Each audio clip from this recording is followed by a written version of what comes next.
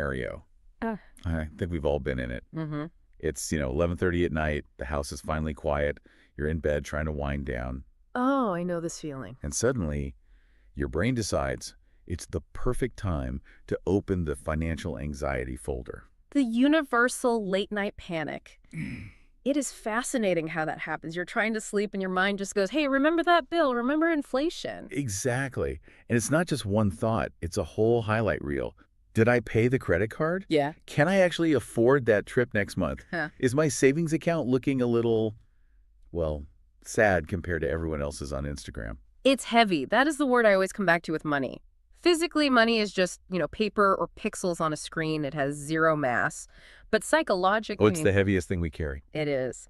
And for most of us, the solution to that heaviness feels like it has to be complex. We think if the problem is heavy, the solution must be heavy lifting. Right. We assume we need spreadsheets with 19 tabs and investment strategies that require a degree to understand. And this ironclad, painful discipline, Yes.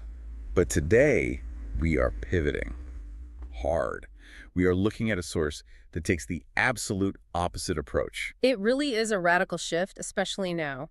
We're doing a deep dive into a text called Calm Life, Money, Simplicity, and Peace. And what's immediately fascinating here is the format of the source itself. What do you mean?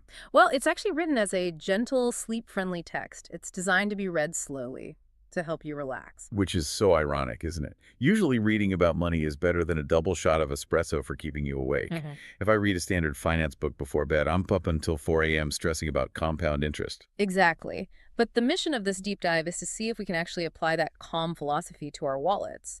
We want to deconstruct this idea that managing money requires high stress, high adrenaline, and high complexity. So the goal isn't necessarily to become a millionaire overnight. No, not at all. It's to change the emotional temperature of how we handle our finances. Moving from that panic and spending roller coaster. Precisely.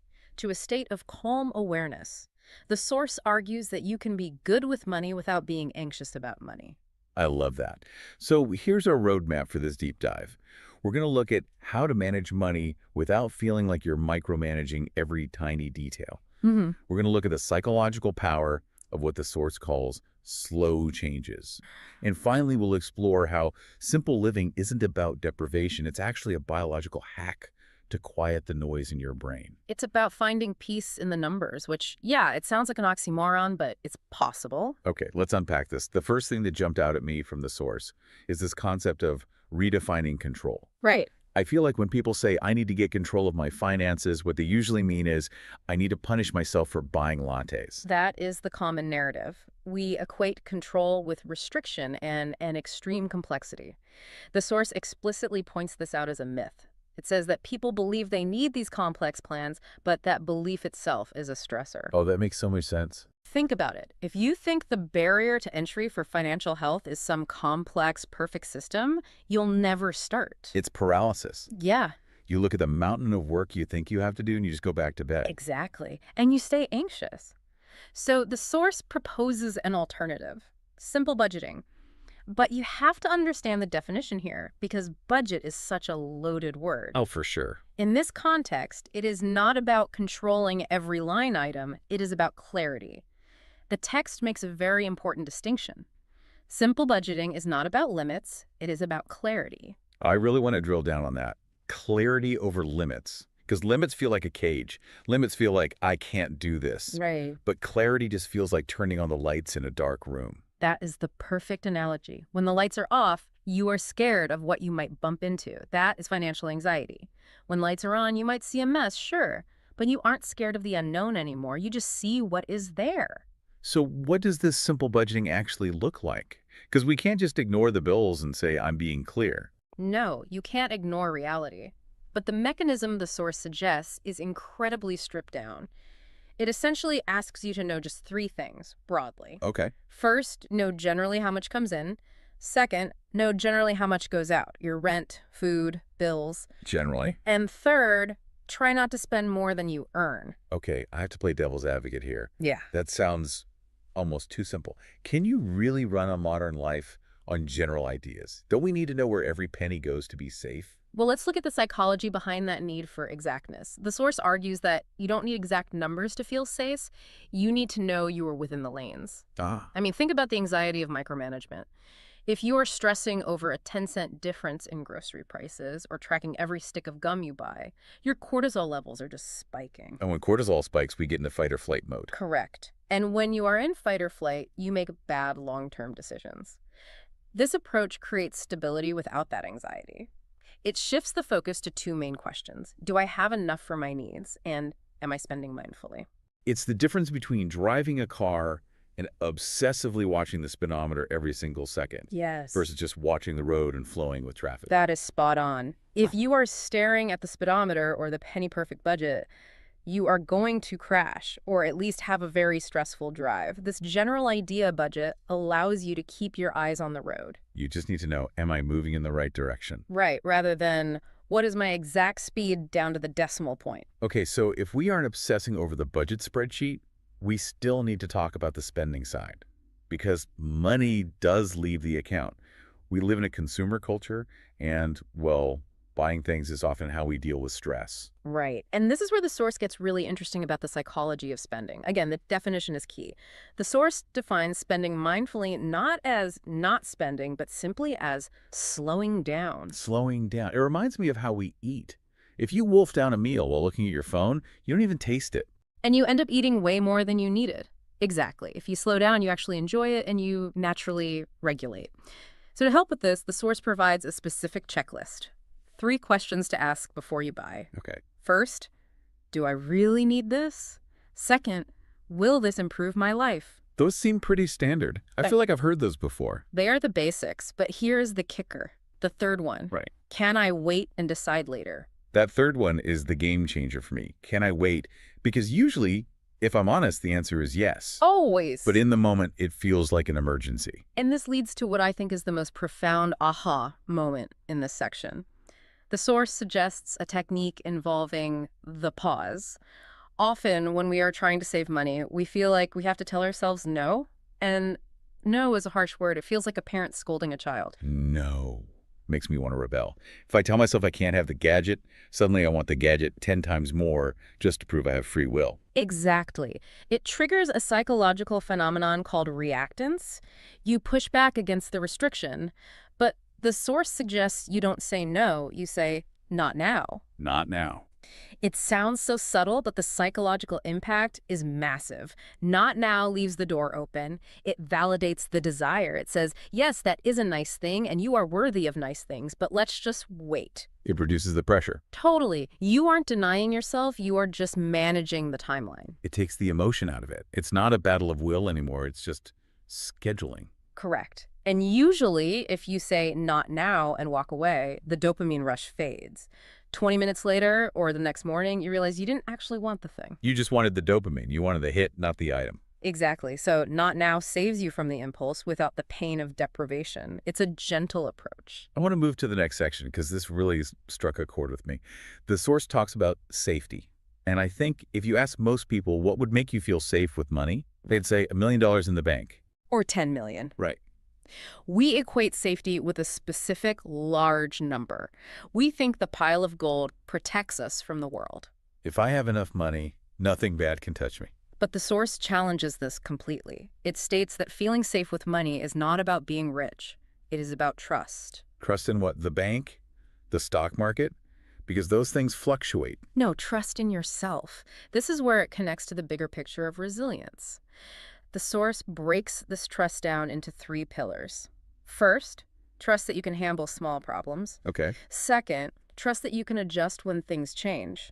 And third, trust that you don't need to be perfect. That second one, trust that you can adjust, is so freeing because things will change. The car will break down. Your rent will go up. The job market will shift. Yeah. But safety isn't preventing those things. It's knowing you can pivot when they happen. Exactly. If your safety depends on nothing ever going wrong, you will never feel safe, no matter how much money you have. You will always be looking over your shoulder. Right. But if your safety is built on the internal knowledge that I can handle small problems and I am adaptable, then you can actually relax. It's internalizing the safety rather than outsourcing it to your bank balance.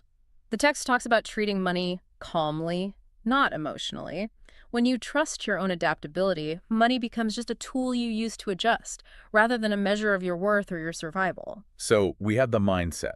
Clarity over limits, not now instead of no, and trust instead of just hoarding cash. Mm. But we still need to build some of that safety net. So let's talk about saving. Because usually advice on saving is aggressive. Hmm. It's cut out everything you love, live in a cave, and hustle until you drop. Grind set culture, it's very prevalent. But the source takes a very different path here. It calls for gentle saving. Gentle saving. I like the sound of that much better. What does it look like in practice? It's about small habits. The source gives examples that are notably quiet and simple. Making coffee at home sometimes. Notice it says sometimes, not always. Not always, okay. Cooking simple meals. Using what you already have. Using what you already have. Mm-hmm. That is such an underrated savings tip. I feel like whenever I have a problem, my first instinct is to buy a solution. Oh, I need to get organized. I have to go buy $100 worth of plastic bins. When you probably have a box or a drawer that would work just fine, we are conditioned to consume solutions. The strategy here is about speed, or rather the lack of it. The source argues that slow changes are better than fast ones. Or crash diet approach. Exactly. When we try to overhaul our entire financial life in one weekend, it creates massive stress. And we all know how crash diets end. You Right. starve for a week and then you eat an entire pizza. Precisely. The rebound effect. We save aggressively for a month, feel miserable, and then go on a spending spree to soothe the misery. But with the slow strategy, you introduce one small habit. Maybe just the coffee thing. Right. You do it until it becomes normal, the source says. One small habit leads to it becoming normal. And when it feels normal, it feels easy. You're building confidence, not just a bank balance. You're proving to yourself you can change. There is also a really interesting reframe in the text about why we save. Usually, I think people save out of fear. I need to save in case disaster strikes. Right. It's defensive. It's fearful. And fear is a terrible long-term motivator. It keeps your cortisol high. The source suggests reframing the motivation from fear to future comfort. Future comfort. You aren't saving to ward off a catastrophe. You are saving so that future you can relax. That is so much kinder. It's like I'm being nice to the future version of myself. Mm. Here you go, future host. Have a relaxing month because I put this money aside for you. It changes the emotional flavor of the act completely. Saving becomes an act of self-care, not an act of paranoia. So we have touched on budgeting, spending, and saving. But the source wraps all of this under a broader umbrella. Simple living. Now, I feel like simple living has become a bit of a buzzword. Oh, yeah. It brings up images of empty white rooms, one chair, and a single succulent plant. It can definitely be misinterpreted as minimalism for the sake of aesthetics, or just being trendy. But the source defines simple living very specifically. It isn't about having nothing, it is about having enough. And it explicitly connects this to mental health and peace. How does buying less connect to mental peace, aside from just having less clutter to trip over? It's about noise reduction in the brain. The source makes a direct link. Buying less means fewer decisions. And this is crucial because decision fatigue is a real psychological phenomenon. So every object demands a piece of your attention. A tiny piece. Well, every time you buy something, you have to research it, compare prices, decide if it's the right color, buy it, maintain it, store it, clean it. And eventually get rid of it. It's a lot of cognitive load. That is so true. Buying a new phone isn't just spending money. It's spending 3 hours reading reviews, worrying if I made the right choice, transferring data. It's a job. Exactly. Fewer decisions mean less comparing and less pressure. The result, as the source puts it, is a quieter, more comfortable mind. It is about energy conservation. Energy conservation. I like thinking of my brain energy as a battery. I don't want to waste it on deciding which toaster is the absolute best toaster in the world. Yes. Every trivial decision burns glucose in the brain. It takes energy. By removing questions like, should I upgrade or should I change this? In theory, you conserve that energy for things that actually matter. Your work, your family, your passion. You step off the treadmill. The treadmill of a constant optimization. The source also mentions calm routines as part of this simple living. Simple meals, familiar clothes, predictable days. Now I have to play the critic again.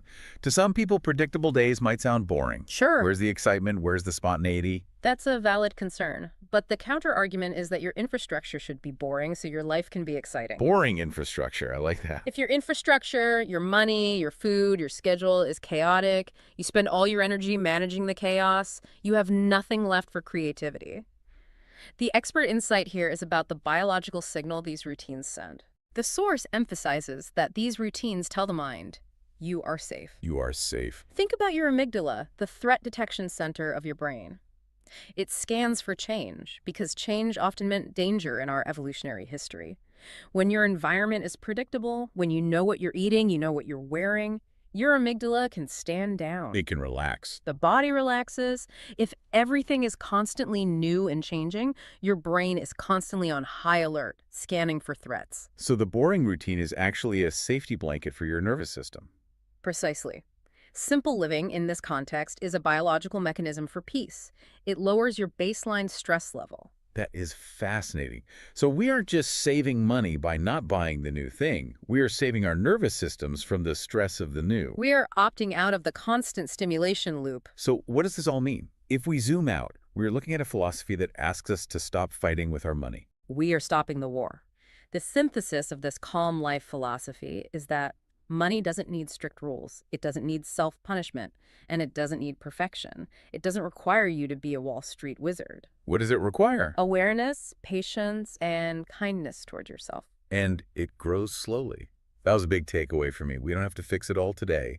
A calm life grows through gentle saving and mindful spending. And the ultimate payoff isn't just a number in an account, it's the feeling.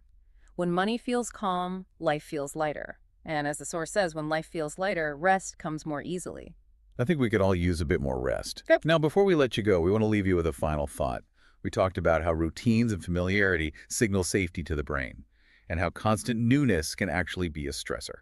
This raises an important question to mull over. If familiarity equals safety for the brain, in what other areas of your life beyond money are you introducing unnecessary stress just by chasing newness? Are you constantly upgrading your hobbies, your social circles, or even your entertainment? When settling for enough might actually give your brain the break it is desperate for. Sometimes the most radical thing you can do is just stay put and enjoy what you already have. Something to think about the next time you feel the urge to overhaul your life. Thanks for diving in with us. Take care. You know that specific feeling when you wake up? The alarm goes off and before your feet even hit the floor, there's just this background hum. Right. It's not a loud noise. No, it's not a siren. It's not full-blown panic where you're hyperventilating. It's just this low-frequency static in the back of your skull. And the source material we're covering today, it actually calls that the soft pressure. The soft pressure, that is such a perfect name for it. And for a huge chunk of the population, that pressure isn't about relationships or health. It's money. It's money. It's this quiet, nagging tension that's always asking, am I doing enough? Is there a bill I forgot? Should I be investing in that thing my cousin told me about? It's just there. And physiologically, that hum is your nervous system just sitting in a state of low-level arousal. It's exhausting. Totally exhausting. And usually the way we try to fix that financial anxiety is by speeding up.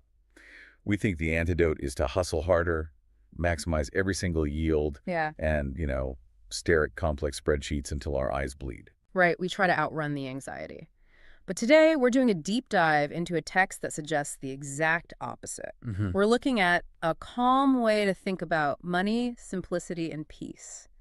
And I have to say, coming from a world of get-rich-quick or 10x your life content, reading this felt like someone just opened a window in a stuffy room. It's a radical departure, isn't it? It's almost countercultural. The mission of this deep dive, and really the core argument of the source, is to dismantle this whole assumption that money has to be heavy. Okay. We want to explore how a slower approach can actually transform money from a source of anxiety into a source of safety. And we aren't talking about slow as in lazy. We're talking about intentionality. Precisely. We're going to cover the profound difference between control and clarity. We're going to unpack this concept of the soft outline budget, which I think is going to change how a lot of listeners view their bank accounts. Oh, I'm excited about that one. And we're going to look at why doing less might actually be the smartest financial move for your actual brain chemistry. I love that brain chemistry angle because money is math, sure, but how we feel about money is entirely biological. It's emotional and physiological. Yeah. So let's start with the basics of management, because management is a loaded word. It really is. If I tell you to manage your finances, what's the first image that pops into your head? Honestly, stress. I picture a calculator, a stack of receipts, and a feeling of guilt that I bought a sandwich instead of making one. I feel like management usually implies policing. Exactly. That is the traditional model. It relies on hypervigilance. And the source argues that we just misunderstand management. We think it means watching every number, constantly refreshing the banking app. Obsessing over daily market fluctuations. Right. We conflate staring at the problem with fixing the problem. But staring at it just makes the monster look bigger. It does. But this text offers a massive reframe. It defines management simply as awareness. Just awareness. That's it. Not punishment. Awareness. It breaks it down into three incredibly simple points. Number one, knowing money comes in. Number two, knowing money goes out. And number 3, Knowing that you are doing your best in between. knowing you are doing your best in between. See, that feels dangerous to some people. It feels like letting yourself off the hook. I get that. If I'm just doing my best, am I actually making progress? Or am I just, drifting? That's the fear talking. Yeah. But the text makes a key distinction between negligence and clarity. Yeah. It's not about ignoring your finances. Okay. It's about shifting the goalpost from control to clarity. We often chase control. We want to control the market, control inflation, control the future. But that's an illusion. You can't control those things. I can't have clarity. You can. And the text explicitly says you don't need perfection. You don't need control. You only need clarity. And clarity brings calm. That's the phrase. That phrase really stuck with me. It reminds me of the whole monster under the bed effect when the lights are off, when you don't check your balance because you're scared. The monster is 10 feet tall. But when you turn the lights on, that's clarity. You might see a mess. You might see debt. You might see that you overspent. But you see the reality. And reality is finite. The monster in your head is infinite. Exactly. That is a crucial insight. Reality is just logistics. You can deal with logistics. You cannot deal with a vague, undefined sense of doom. So the first step to this calm way is simply turning on the light without judging the mess you find. So let's say we have the lights on, we see the numbers. How do we organize them without falling back into that rigid, punishing mindset? This brings us to the soft outline budget. Which is my favorite concept from this source. I mean, most budgeting advice is incredibly rigid. You have the envelope method or zero-based budgeting. Yes, every dollar has a job. And if you spend $10 on a book you didn't plan for, the whole system breaks and you feel like a failure. And when you feel like a failure, you usually just give up entirely and buy 3 more books. It's the what the hell effect. Exactly. Rigid systems are brittle, they break easily. The soft outline is flexible. It treats the budget as a narrative, not a math problem. A narrative? How so? It sounds like this. I earn money each month, I pay for the things I need, and if I can, I save a little. If I can. That conditional phrase does a lot of heavy lifting there. It removes the binary of success versus failure. The takeaway here is that when you view your finances through this soft outline, money stops feeling so mysterious. And when something stops being It mysterious, stops being frightening. It becomes manageable. it sounds like treating yourself like an adult rather than a misbehaving child. I earn, I pay, I save if possible. It's a rhythm, not a cage. A rhythm is sustainable for a lifetime. A cage is something you eventually break out of. So we have this soft outline, but we still live in a world that is constantly trying to get us to spend money. I mean, we have algorithms designed by PhDs to make us buy things we don't need. How does this source suggest we handle the actual act of spending? This moves us into what the text calls the art of the pause. And again, the focus shifts from restriction, which just triggers feelings of deprivation, to slowing down.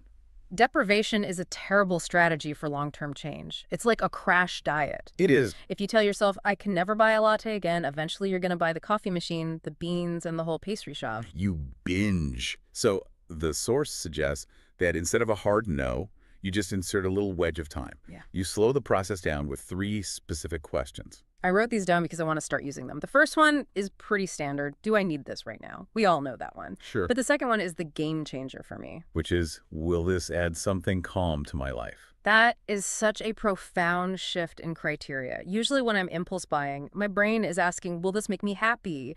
Or is this exciting? Or will this make me look cool? Those are dopamine-seeking questions. You're looking for a hit. Will this give me a rush? But asking, will this add calm, engages a completely different part of the brain. It moves you from seeking short-term stimulation to seeking long-term well-being. It forces you to project into the future.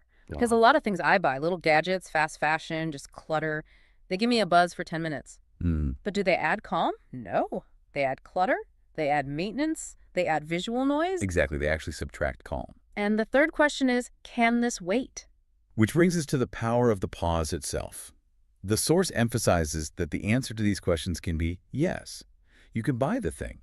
Good. This isn't about asceticism, but the magic is in the waiting.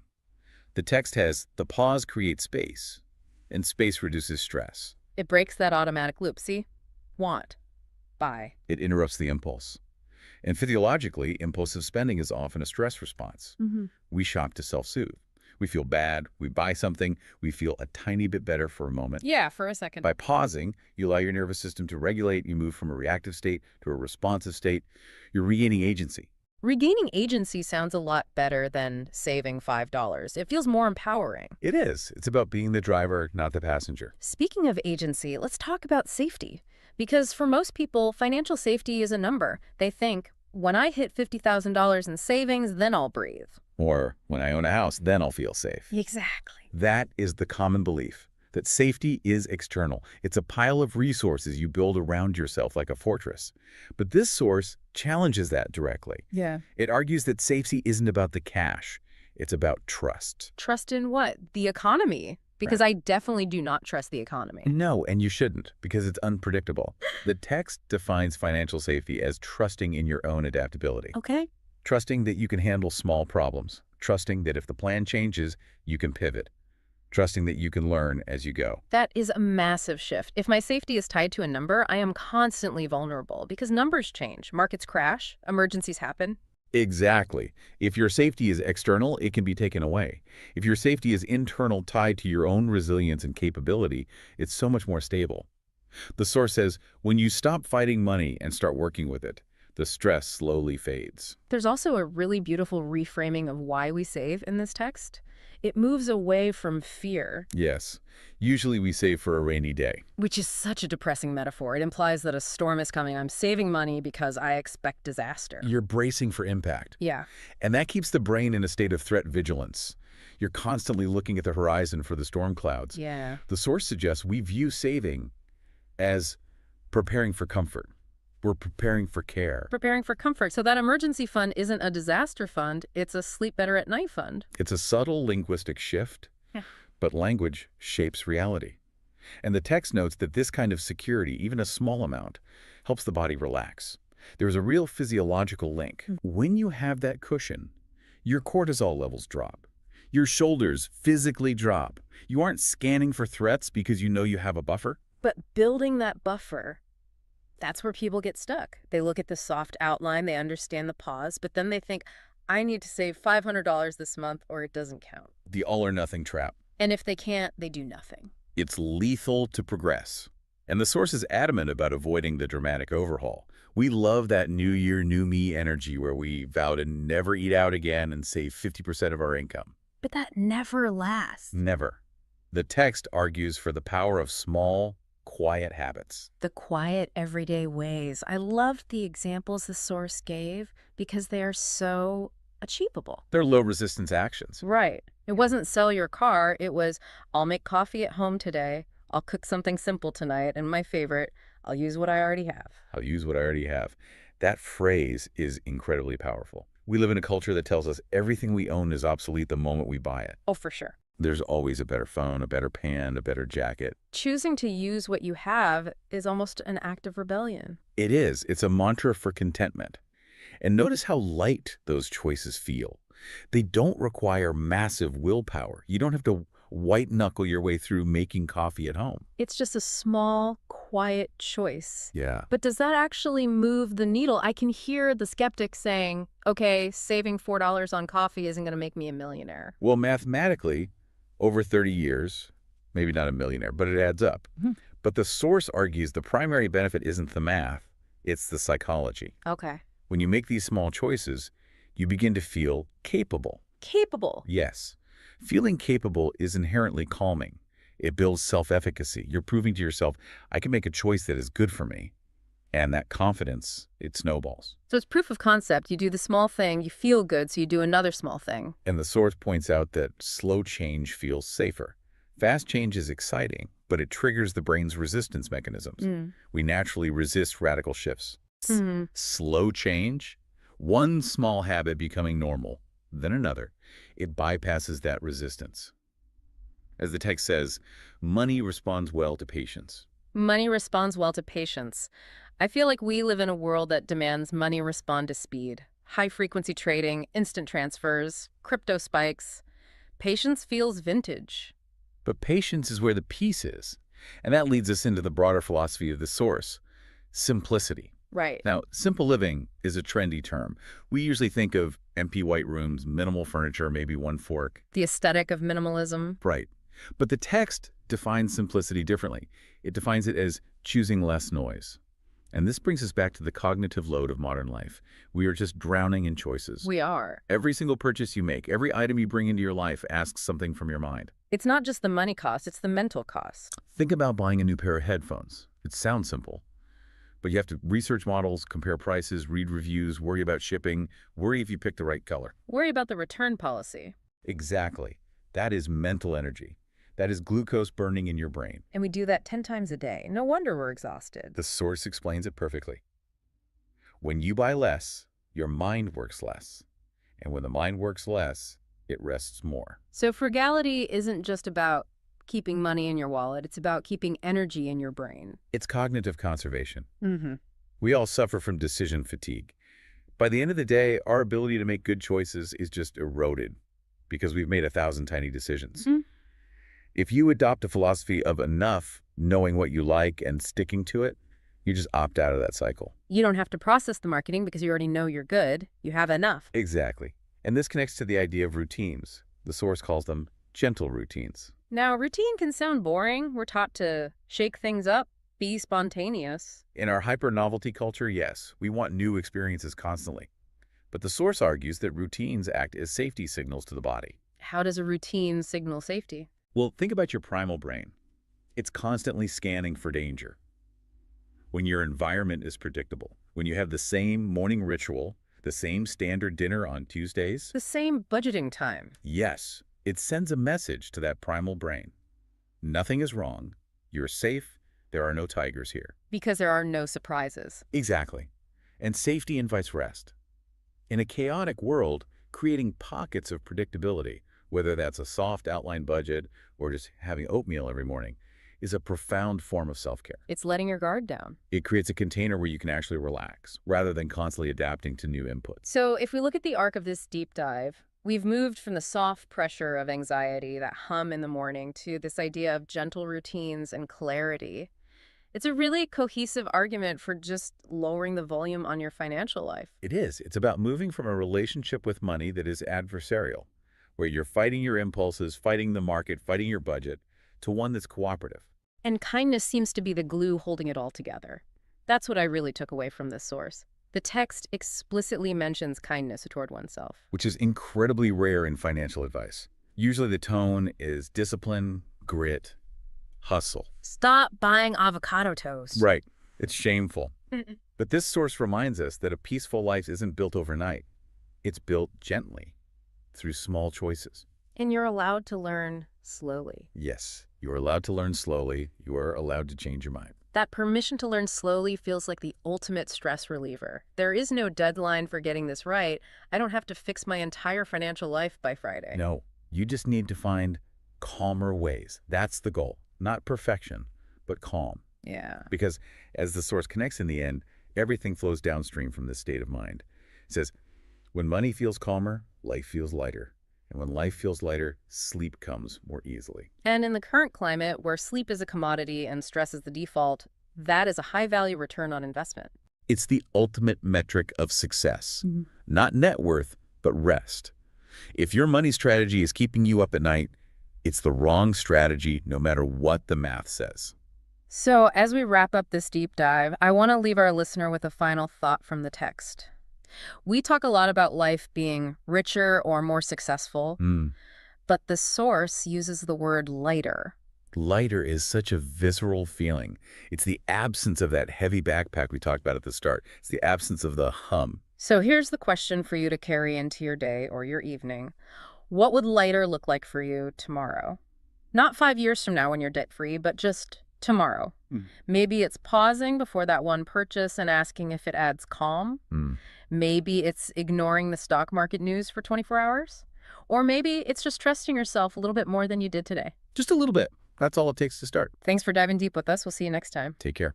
You know how sometimes you hear a phrase in English that just stops you? Not because it's complicated, but because it's so perfectly, well, English. Well, you, our listeners, you sent us down a bit of a rabbit hole with 20 such phrases, these lesser-known idioms, that are just packed with flavor. Yeah, some really interesting ones came through. Totally. So think of this as maybe your shortcut to sounding less like you're reading a textbook. And more like you're actually living the language. Exactly. Our mission today, it's pretty simple. Unpack these gems, figure out what they really mean, and, how you can maybe weave them into your everyday conversation. To really nail that natural English flow. Right. So ready to explore beyond the usual "it's raining cats and dogs"? Definitely. Let's do it. Okay, let's kick things off with one that sounds a bit, well, crunchy. Bite the biscuit. Bite the biscuit. Yeah. It's a curious one, isn't it? It essentially boils down to having to face an unpleasant situation. Right. Or, accept something difficult, even if it's the absolute last thing you want to do. So like gritting your teeth and getting on with it. Exactly. What's interesting about this, I think, is that sense of quiet resignation it carries. It's not really about fighting back, No. but more about stoically getting through something. Right. And the example from an article nails it. I didn't want to go to the dentist, but I had to bite the biscuit and make the appointment. Yeah, we've all been there, haven't we? Oh, totally. That moment where you just have to brace yourself and get on with something you're dreading, it's just so much more evocative than saying, I had to do it. It really is. Yeah. And I wonder if there's maybe a hint of that British stiff upper lip in there. That idea of just getting on with things without too much fuss. Could be, yeah. It's a very understated way of expressing a pretty common struggle. Okay, next up we have one that paints a rather dramatic and, unfortunately, often all too familiar picture. Throw someone under the bus. Ooh, yeah. This idiom is definitely on the sharper side. Mm-hmm. To throw someone under the bus means to betray them, basically for your own benefit. Mm-hmm. Often in a public setting, like work. So sacrificing them to save yourself. Pretty much. You're sacrificing their well-being or their reputation to make yourself look better or, avoid blame. The imagery is just brutal, isn't it? It really is. And the example in the article couldn't be clearer. During the meeting, Mark threw Jane under the bus just to look good in front of the boss. Ouch. Ouch. We've probably all witnessed or maybe even been on the receiving end of something like that. It really cuts to the core of that kind of self-serving behavior. It does. Why under the bus, though? Is there any specific origin there, do you know? Well, the exact origin is a bit murky, actually. Yeah. But the bus, in this context, it clearly symbolizes something large, powerful, dangerous. Right. You wouldn't survive that. No. So the act of throwing someone in its path vividly conveys that idea of utter betrayal and potential harm to the person being sacrificed. Like being completely abandoned. Yeah, it's a very visceral image. Yeah. Okay. All right. Shifting gears to something that brings maybe a wry smile to my face, Right. especially if you've ever tried to coordinate, well, pretty much anything with more than two people. Oh, let me guess. Like herding cats. You got it. Like herding cats. It's such a wonderfully vivid and humorous way to describe a task that is just incredibly difficult, bordering on impossible to manage. Yeah. I mean, think about it. Cats are independent creatures, right? Getting them to move in a coordinated way, it's chaos. Pure chaos. The example from the source is perfect. Trying to organize my group of friends for a trip was like herding cats. Oh, I feel that. I think anyone who's ever planned a group outing just let out a collective sigh of recognition there. Definitely. What makes this idiom so effective, do you think? Is it just that the inherent difficulty of dealing with cats? I think it's the perfect storm, really. The cat's independent nature combined with the implied frustration of the person trying to control them. Right, that feeling of helplessness. Exactly. There's a sense of futility and a shared understanding that some tasks are just inherently unruly, resistant to organization. Wow. The humor comes from that relatable feeling of being completely overwhelmed. Now, here's one that sounds like a fantastic motto for self-preservation. Not my circus, not my monkeys. Huh. Exactly. This idiom is brilliant. It's all about establishing healthy boundaries. Okay. When you say, not my circus, not my monkeys, You're clearly stating that a particular situation or drama or problem, Right. it's just not your responsibility. Right. I'm out. Precisely. You're choosing not to get involved. It's a way of detaching yourself from other people's chaos. The example is so concise and effective. They can argue all they want. It's not my circus, not my monkeys. It's a pretty direct way to say, I'm staying out of this. It really speaks to a desire to protect your own peace of mind, doesn't it? Absolutely. Where do you think the circus and monkeys imagery comes from? It's so specific. Well, the circus, right, Yeah. with its inherent spectacle and often unpredictable nature, Hmm. that represents a chaotic situation. Hmm. Okay, makes sense. And the monkeys, often seen as mischievous, difficult to control, they symbolize the problematic individuals involved. Ah, I see. So by saying it's not your circus or your monkeys, you're basically disclaiming ownership of the whole messy situation and the responsibility for managing it. Okay, this next one resonates deeply in our, well, often frantic modern lives. Burning the candle at both ends. Oh yes, burning the candle at both ends. It paints a very clear picture, doesn't it? Someone who is just overworking themselves, not getting enough rest. Yeah. They're depleting their energy reserves at a totally unsustainable rate, much like a candle consumed from both ends will burn down incredibly quickly. It really speaks to that lifestyle of constant activity without adequate recovery. Exactly. The article provides a really common scenario. She's studying and working 2 jobs, burning the candle at both ends. Classic example. It's such a vivid way to describe exhaustion and, the potential for burnout. It's almost a warning, isn't it? Absolutely. I think the image of the candle being consumed from two sides really emphasizes the rapid depletion of resources, in this case, someone's health, their energy. Right. It implicitly suggests that this pace, well, it just can't be maintained indefinitely. Yeah. It'll eventually lead to negative consequence. Yeah, you'll hit a wall. Okay, here's an idiom that I think we've all felt at one point or another when faced with a tough choice. Caught between 2 stools. Caught between two stools. Yes, this perfectly illustrates that feeling of being unable to decide between two options. Like you're stuck. Exactly. Right. You're in a really precarious position, unable to comfortably commit to either choice, and, well, trying to sit on both simultaneously will likely lead to a fall, right? Metaphorically speaking. Metaphorically, yes. It's a state of indecision and potential discomfort. The example given is, he's caught between 2 stools, take the job abroad or stay close to family.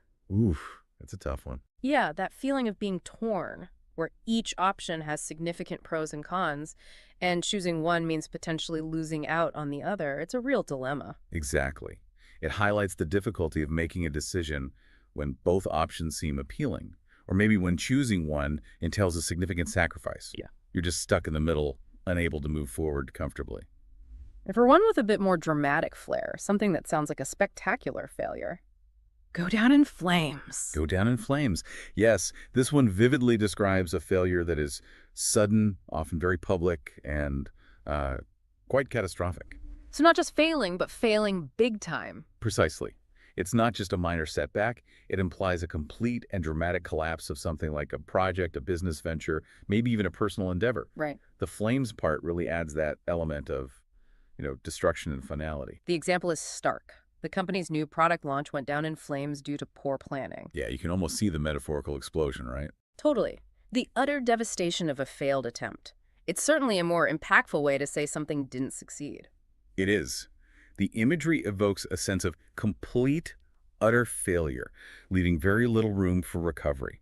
It's a memorable and dramatic way to describe a significant disaster. Let's move to something a bit more celebratory now, an idiom that suggests a night of uninhibited fun.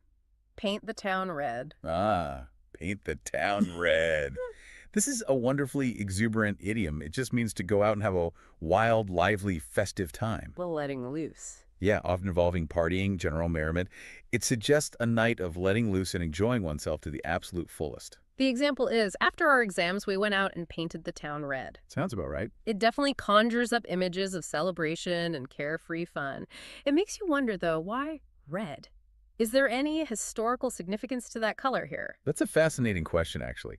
While the exact origins are debated, the color red has long been associated with excitement, passion, even a bit of rebellion. Okay. So it's possible the phrase originally implied a more let's say riotous, or even slightly mischievous form of celebration, Ah, metaphorically coloring the town with their energetic activities. interesting. Okay, here's one that describes a sudden and intense loss of temper. Fly off the handle? Fly off the handle. Yeah, this means to suddenly become very angry and just lose control of your emotion. Zap. Exactly. Yeah. It suggests a quick and unexpected outburst of temper, much like, say, an axe head suddenly detaching from its handle and flying away. Wow, okay. The emphasis is really on the suddenness and the loss of control. The example provided is quite clear. Dad flew off the handle when he saw the broken window. Yep. You can almost picture the sudden explosion of anger. Totally. What does the handle symbolize in this context, then? Well, the handle represents control, stability. Right. So when someone flies off the handle, they lose that control, and their anger becomes erratic, unpredictable. The imagery effectively conveys that sudden, uncontrolled nature of the outburst. And now, a more direct, though definitely informal way to ask someone to calm down. Keep your shirt on. Keep your shirt on. Yes, this is very colloquial, often lighthearted. It's a way of telling someone to stay calm, be patient. Chill out. Yeah, chill out. Don't get overly agitated or angry. It's often used when someone's acting impatiently or seems like they're about to lose their temper. There's a certain casualness to it. The example is straightforward. Keep your shirt on. The food will be ready soon. Yeah. It's a pretty clear way of saying, relax. There's no need to get worked up. There's definitely a touch of informal humor there, isn't there? Absolutely. I think it's a slightly absurd image, right? Implying the person is so worked up they might literally start taking off their clothes. Right. This exaggeration helps to lighten the mood and encourage them to calm down. Okay. This next one is definitely not for polite company in most situations. Put a sock in it.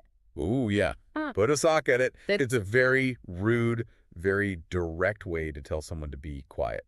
So use with caution. Extreme caution. It's generally considered quite impolite and should be used very sparingly, if at all. It conveys a strong desire for someone to just stop talking, Why? often because what they're saying is annoying or unwanted or just going on too long. The example given is, he wouldn't stop talking, so she told him to put a sock in it. It's clear from this that it's a phrase used out of frustration Definitely. and likely to cause offense. It's certainly not something you'd use in a professional setting, I imagine. Absolutely not. Where does this rather bizarre imagery even come from? A sock. Well, the origin is thought to be related to early phonographs, actually. Really? Yeah, where a sock or maybe a piece of cloth was sometimes literally stuffed into the horn to dampen the sound. Ah, So applying that to a person's speech is a pretty crude way of saying their voice needs to be silenced or muffled. wow. Okay. Moving on to a more strategic and insightful idiom. Know which way the wind is blowing. Right. To know which way the wind is blowing means to be perceptive, aware of the current situation, the trends, the prevailing opinions. Before you act. Exactly, before making a decision or taking action. It suggests having foresight and understanding the direction things are heading, whether that's in politics, business, or just social situations. The example provided is, good politicians always know which way the wind is blowing. A classic example again. It highlights the importance of being politically astute, understanding public sentiment to make effective choices. How does someone practically know which way the wind is blowing? It sounds a bit mystical. It's not mystical, really. It involves paying close attention to various indicators, public opinion polls, sure, but also current events, social media trends, market research, Okay. even subtle shifts in people's attitudes and behaviors. It's about being observant, analytical, and able to interpret these signs to anticipate future developments. Got it. Okay, here's an idiom that paints a picture of minimal staffing. Skeleton crew. Skeleton crew. Yeah. Yeah, this refers to the absolute minimum number of staff required to keep a business or a service or an operation running at just a basic level. Just the bones. Exactly. It implies a significant reduction in personnel, often due to circumstances like holidays, off-peak hours, or maybe budget constraints. The image is of just the essential framework remaining. The example is, only a skeleton crew was working during the holiday weekend. Yep. It really conveys that idea of a place being minimally staffed with just the necessary people to keep things ticking over. Exactly. It emphasizes the bare essentials being in place, with most of the usual workforce absent. It suggests a limited capacity and perhaps a slower pace of operations, too. Now, for an idiom that helps to keep minor issues in perspective, a storm in a teacup. A storm in a teacup. I love this one. It's a wonderful idiom that describes a situation where a small, insignificant problem or disagreement is just blown way out of proportion. Made into a huge drama. Exactly, exaggerated, made to seem much more serious and dramatic than it actually is. The contrast between the immense power of a storm and the tiny scale of a teacup really highlights the absurdity of the overreaction. The example is, their fight was just a storm in a teacup. It's a great way to downplay a petty argument or someone making a massive deal out of something trivial. It is. It's quite a gentle way, actually, of suggesting that people are overreacting and that the issue at hand is, well, not as significant as they're making it out to be. Here's one that can be incredibly frustrating to encounter, especially when you feel like you're making progress. Move the goalposts. Ooh, yes. Move the goalposts. This describes a particularly unfair tactic where someone changes the rules or the requirements of a task or competition after you've already started working towards the original objectives. So frustrating. Incredibly. It creates a sense of injustice and makes it much harder, if not impossible, to achieve success because the target keeps shifting. The example is infuriatingly relatable. I was about to complete the task when they moved the goalposts again. You just want to scream. Right, that feeling of constantly having your efforts undermined because the criteria for success are never fixed. It really speaks to a lack of integrity, I think, and can be incredibly demotivating. It suggests the person moving the goalposts is either deliberately trying to prevent success Or just disorganize. or maybe just being inconsistent and unfair in their expectations. Either way, it's not good. Okay, this next one suggests a sudden and often opportunistic departure. Jump ship. Jump ship. Yeah. This means to suddenly leave a job or an organization or a situation, often when things are becoming difficult or unfavorable. Getting out while the getting's good. Or bad. Kind of. It implies a swift and sometimes unexpected departure, often with the implication of seeking a better opportunity elsewhere. The nautical imagery is quite strong here. The example is 3 employees jumped ship after the new manager arrived. Tells a story, doesn't it? It does. It suggests maybe a lack of confidence in the new leadership or perhaps a desire to escape a potentially negative environment. Why ship specifically? Well, the ship symbolizes the organization or the situation. So just as sailors might abandon a sinking or troubled vessel. People who jump ship are leaving a situation they perceive as failing or maybe just no longer beneficial to them. It often implies a degree of urgency and self-preservation. Makes sense. Okay, here's an idiom that describes an unexpected disruption or obstacle. Throw a spanner in the works. Throw a spanner in the works. Or, as Americans might say, a wrench. Ah, right. Spanner wrench. Yeah. It means to do something that causes unexpected problems or hinders the progress of a plan or operation. Okay. The image of a spanner, or a wrench, being thrown into machinery vividly illustrates how a small, unexpected interference can bring everything grinding to a halt or cause significant disruption. The example is, the weather threw a spanner in the works of our beach plans. A classic British example. Indeed. It perfectly highlights how unforeseen circumstances can derail even the best-laid plans. Exactly.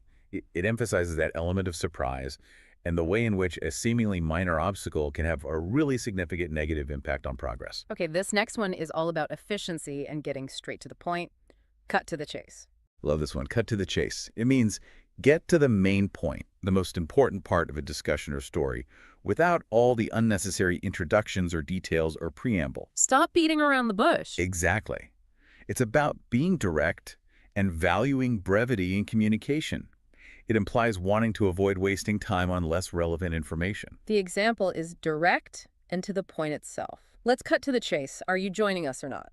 Perfect. It's a clear and efficient way to ask for a decision. It is. It prioritizes the essential information and seeks a quick resolution by bypassing any unnecessary fluff or background. Very useful. Here's an idiom that advises taking a moment for things to settle down. Let the dust settle. Let the dust settle. Yeah. Such wise advice packed into a simple phrase. It means to wait for a chaotic or confusing situation to calm down. Take a breath. Yeah, and for things to become clearer before taking action or making a decision. It suggests allowing time for emotions to subside and for a clearer perspective to emerge once the initial disruption is past. The example is good advice. Let's let the dust settle before making a big decision. Definitely. It highlights the importance of not rushing into important choices when things are still uncertain or, emotional. The analogy of stirred up dust obscuring your vision is really effective here, I think. Yeah. Just as you need to wait for physical dust to settle to see clearly, you sometimes need to allow time for a situation to stabilize before you can make a sound judgment. And finally, our 20th idiom. We arrive at one that evokes a sense of exploration and discovery. Off the beaten track. Off the beaten track. Yeah, this refers to a place or a route or maybe an experience that isn't commonly visited or known. Somewhere different. Exactly. It suggests something secluded, less conventional, and often more interesting or authentic or unique than the mainstream options. It appeals to that sense of adventure, doesn't it? It really does. The desire to discover hidden gems. The example is inviting. We found a charming little cafe off the beaten track. Sounds lovely. It conjures up the idea of stumbling upon something special and undiscovered, away from the usual tourist crowds or busy streets. Exactly. It speaks to the allure of the less traveled path and the potential for finding something truly memorable and distinct. Well, there you have it, a deep dive into 20 fascinating, less common English idioms. Hopefully, you've picked up a few new linguistic tools to add some extra color to your English. That article you shared was a goldmine. What's so valuable about these idioms, I think, is how they often encapsulate complex ideas or feelings in such a concise and memorable way. Yeah, they're like shortcuts. They really are. They offer a real shortcut to expressing yourself more naturally Yeah. and with greater nuance. Absolutely. And as we've seen, they often carry little nuggets of cultural insight too, don't they? They really do. My advice, don't try to cram them all in at once. Pick a couple that you really like the sound of. Yeah, the ones that resonate. Exactly. And try them out in your conversations. You know, like anything, practice makes perfect. And if we just step back and look at the bigger picture for a second, mastering these kinds of idiomatic expressions isn't just about improving your vocabulary list. No, it's more than that. It's about gaining a deeper appreciation for the richness and the creativity of the English language and maybe the cultural perspectives embedded within it. Yeah, that's a great point. It makes you wonder, doesn't it? What other hidden layers of meaning are waiting to be uncovered in the way we speak every single day? Exactly. Food for thought. Okay, so we really need to talk about this optimization trap. Mm-hmm. You know exactly what I'm talking about, right? This era where every single part of our lives is something to be, I don't know, hacked or tracked or improved. Every single thing. Yeah, we track our steps, we monitor our REM cycles, we color code our calendars, and we listen to deep dives like this one, hoping to get that one little nugget that'll make us 10% more efficient. It's the prevailing mindset, isn't it? The whole fix-it mentality. Totally. If you feel tired, there must be a supplement for it. If you feel anxious, there's got to be a productivity hack to organize your way out of it. We treat being human like it's software that needs another patch. Yeah, exactly. Yeah. And honestly, it's just exhausting. It feels like we're in a race where the finish line just keeps moving. Mm-hmm. But that is exactly why I'm so interested in the source stack you brought in today. Right. Because on paper, this looks like the complete opposite of some high-performance manual. In fact, I think you called it a sleep-friendly article.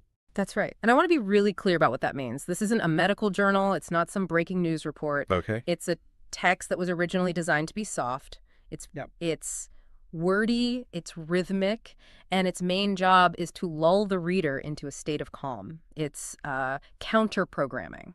So wait, are we doing a deep dive into a bedtime story? In a way, yeah.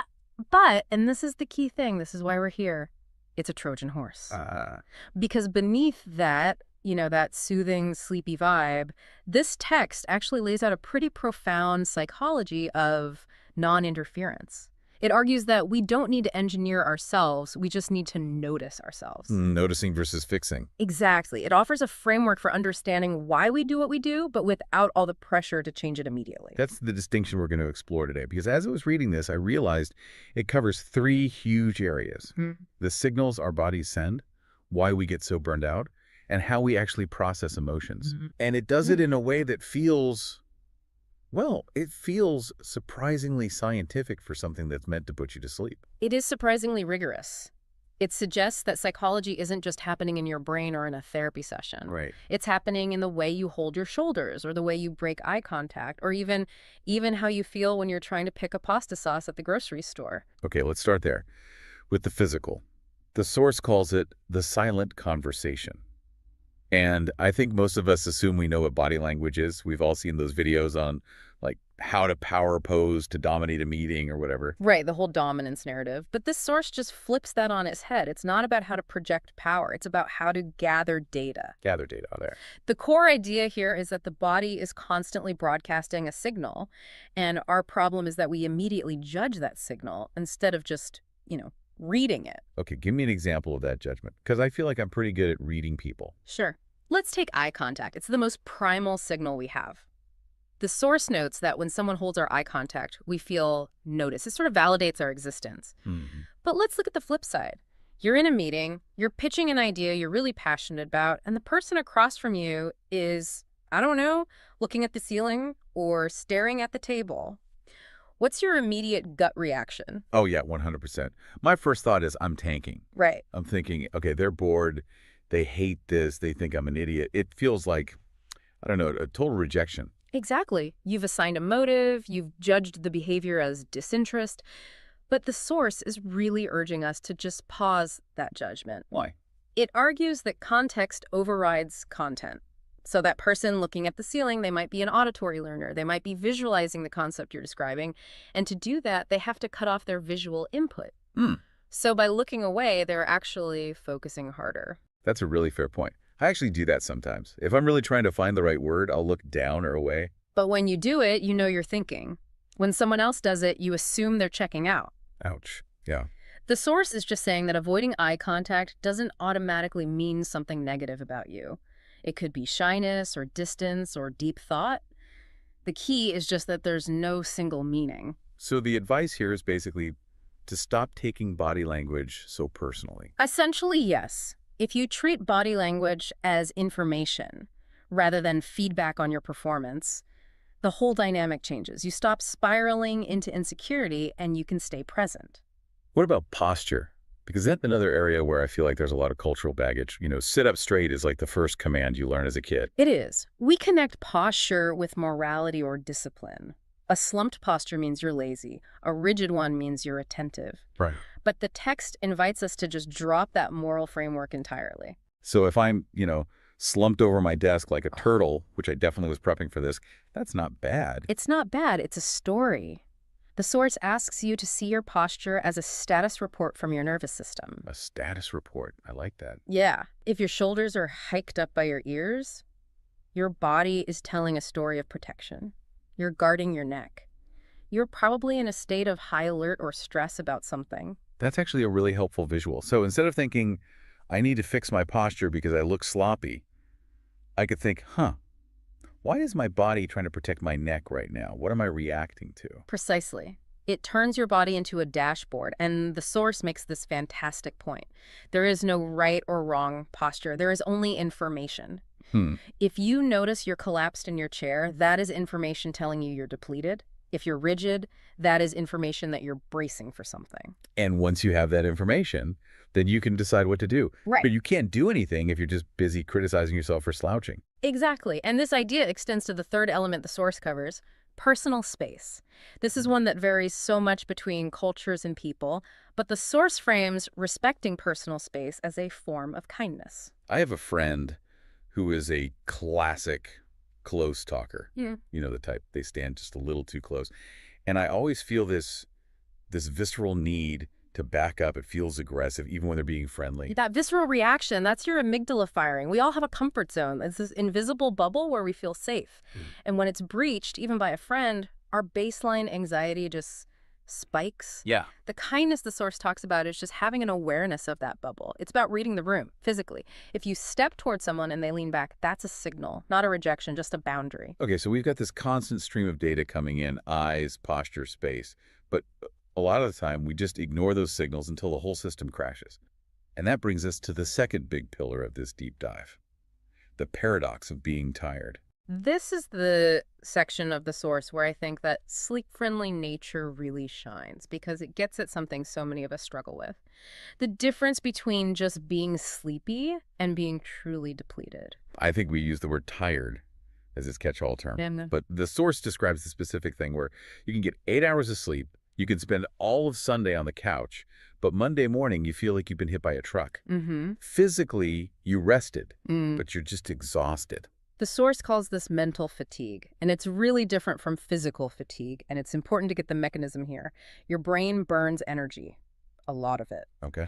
The source lists 3 specific invisible drains that empty your battery even when you're not moving a muscle.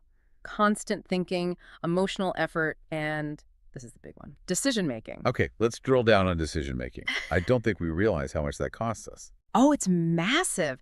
Every single time you make a choice, whether it's should I send this email now or later, or which brand of toothpaste do I buy, you are literally consuming glucose. You're using up a finite resource. It's called decision fatigue. Okay, That great. that explains so much. That explains the grocery store paralysis. Oh, it's a real thing. I've literally stood there in the pasta aisle, Wow. just staring, Mhm. and I feel physically heavy, like I can't even grab a jar. I just Mhm. thought I was being indecisive. But you're not. You're out of feel. You're running on fumes. The source argues that these little micro decisions pile up. So you might be resting on the couch, but if you're scrolling through Netflix for 45 minutes trying to pick something, your brain is running a marathon. You're not resting, you're processing. Exactly. And this leads to this crucial distinction the source makes between sleep and quiet. Okay, what's the difference? Well, sleep is a biological repair process, but quiet is a sensory state. You can be asleep and still have a really noisy, mind-vivid dreams, grinding your teeth, processing the day's stress. Your mind doesn't just need to go unconscious. It specifically asks for a reduction of input. It needs a break from the data stream. And when we don't give it that quiet, things start to glitch. The source talks about slow thinking. Yes. And be honest, how do you usually react when your thinking gets slow? When you can't find a word or you have to reread the same sentence 3 times? I get frustrated. I drink more coffee. I try to force my brain into gear. I tell myself I'm losing my edge or I'm just being stupid today. We see it as a failure, a malfunction, but the source offers a completely different way to frame it. Which is? It argues that slow thinking isn't a failure, it's a signal. It's actually a safety mechanism. A safety mechanism against what? Against total burnout. Think of it like a governor on an engine. If the engine is overheating, the system deliberately slows it down to prevent an explosion. The text says, and I love this phrase, the mind is asking for softness. Softness. Wow, that is such a loaded word. In a world that's all about high performance, we want hardness. Yeah. We want grit. Which is why this is counter-programming. The source suggests that when you hit that wall of brain fog, the most efficient thing you can do is not to push through, but to yield, to accept the slowness. If you stop fighting the fatigue and just treat it as a valid request from your body, the resistance drops. And interestingly, you recover faster. It's the difference between driving a car with the emergency brake on versus just pulling over for 10 minutes. That's it, exactly. We spend so much energy just trying to override our own safety signals. So, okay, we've covered the body signals and the brain's battery. Yeah. But we have to talk about the third piece, which is usually the most confusing one. Our emotions. The quiet logic of emotions. This is the section that really challenges the idea that we're rational actors who occasionally get emotional. Oh. The source suggests it's the other way around. We are emotional beings who occasionally use logic. I hate admitting that. I love to think I'm logical. Mm-hmm. I make pro and con lists. Oh, the pro and con list is usually just a way to justify the decision your gut already made. Okay, fair enough. But the point the source makes is that emotions aren't usually these loud explosions. We tend to only notice them when they're extreme, rage, grief, euphoria. But the text says they're actually gentle guides. They whisper before they shout. But we ignore the whisper. Constantly. Yeah. Because the whisper is, well, it's inconvenient. Give me a scenario. Mm-hmm. How does this play out on a normal day? Okay, imagine you're at a dinner party. You've been there for 2 hours. You start to feel this really subtle sense of tension, maybe a little tightness in your chest, or just a slight drop in your mood. That's the whisper. It's saying, we're done. Time to go. But then the logical brain steps in and says, no, it's rude to leave early. You haven't said goodbye to the host. You should stay another hour. Exactly. So you stay, you override the signal, and what happens an hour later? I'm cranky, I'm snapping at my partner on the drive home, and I feel totally drained. The whisper became a scream. There you go. The source suggests that if we practice what it calls calm reflection, just slowing down enough to ask, does this feel right now? Yeah. We can catch those signals while they're still manageable. Does this feel right now? That's the question. It is. And notice how immediate it is. Not, does this make sense for my 5-year plan, but does this feel right in this second? It grounds you in the present reality of your own nervous system. But asking the question is only half of it. The other half is how we treat the answer. And this leads to what I think is maybe the most practical tool in this whole deep dive, the shift from criticism to curiosity. I agree completely. This is the how-to. The source points out that our internal monologue is usually an interrogation. We ask why, but we ask it aggressively. Why am I so anxious? Why can't I just focus? Why am I like this? It's an accusation. It implies there's a defect that needs to be found and stomped out. And when you attack yourself, your body just responds with more stress. It becomes a loop. So what's the alternative? How do you break that loop? The source suggests a really simple linguistic shift. Instead of asking why, you make a statement starting with one word. Interesting. Interesting. Huh. Interesting. I feel really defensive right now. Or, interesting. My heart is beating fast. It's almost, I don't know, it's kind of scientific, right? A little detached. And that's the whole point. It creates a gap between you and the emotion. You're no longer the person being the problem. You're the observer noticing the phenomenon. Mm-hmm. Curiosity is a neutral state. Criticism is a negative state. When you're curious, you can learn. When you're critical, you just shut down. I'm trying it right now. Interesting that I feel the need to fill every silence in this conversation. And that awareness might let you just be comfortable with a pause. It changes the behavior without any of the shame. That really is the thread connecting all three of these things, isn't it? Whether we're talking about posture or decision fatigue or emotional whispers, it's all about taking the shame out of just being human. It is. We spend so much of our lives fighting our own biology. We fight the slump in our shoulders. We fight the afternoon brain fog. We fight the urge to leave the party. We see our own natural rhythms as obstacles we have to overcome. And this sleepy little article is quietly suggesting that maybe if we stopped fighting, we wouldn't be so tired. That's the core philosophy it lands on. Psychology doesn't need fixing. It needs listening. When you just notice things without pressure, without that immediate need to hack them, life feels lighter. And when life feels lighter, rest comes more naturally. It's a virtuous cycle instead of a vicious one. Precisely. If you listen to your body, you can understand the fatigue. If you understand the fatigue, you grant yourself the quiet. If you have the quiet, you can actually hear your emotions guiding you. It's all one connected system. So we've unpacked a lot today. We've gone from the grocery aisle to the dinner party to the silence of our own minds. But as we wrap up, I want to leave the listener with something concrete because we promised this wasn't just about sleep. It was about waking up. I think the challenge for you, listening today, is to conduct a small experiment. In the next hour, your body or your mind is going to send you a signal. You might yawn, you might feel a flash of irritation, you might find yourself staring blankly at a screen. And the impulse will be to judge it, to say, wake up, or don't be annoyed, or get back to work. Right. The challenge is to catch that impulse, stop, and just say, interesting. Treat it as a message, not a malfunction. Ask yourself this. If I viewed this fatigue or this emotion not as a problem to be solved, but as a request from my body, what would I do differently in the next 5 minutes?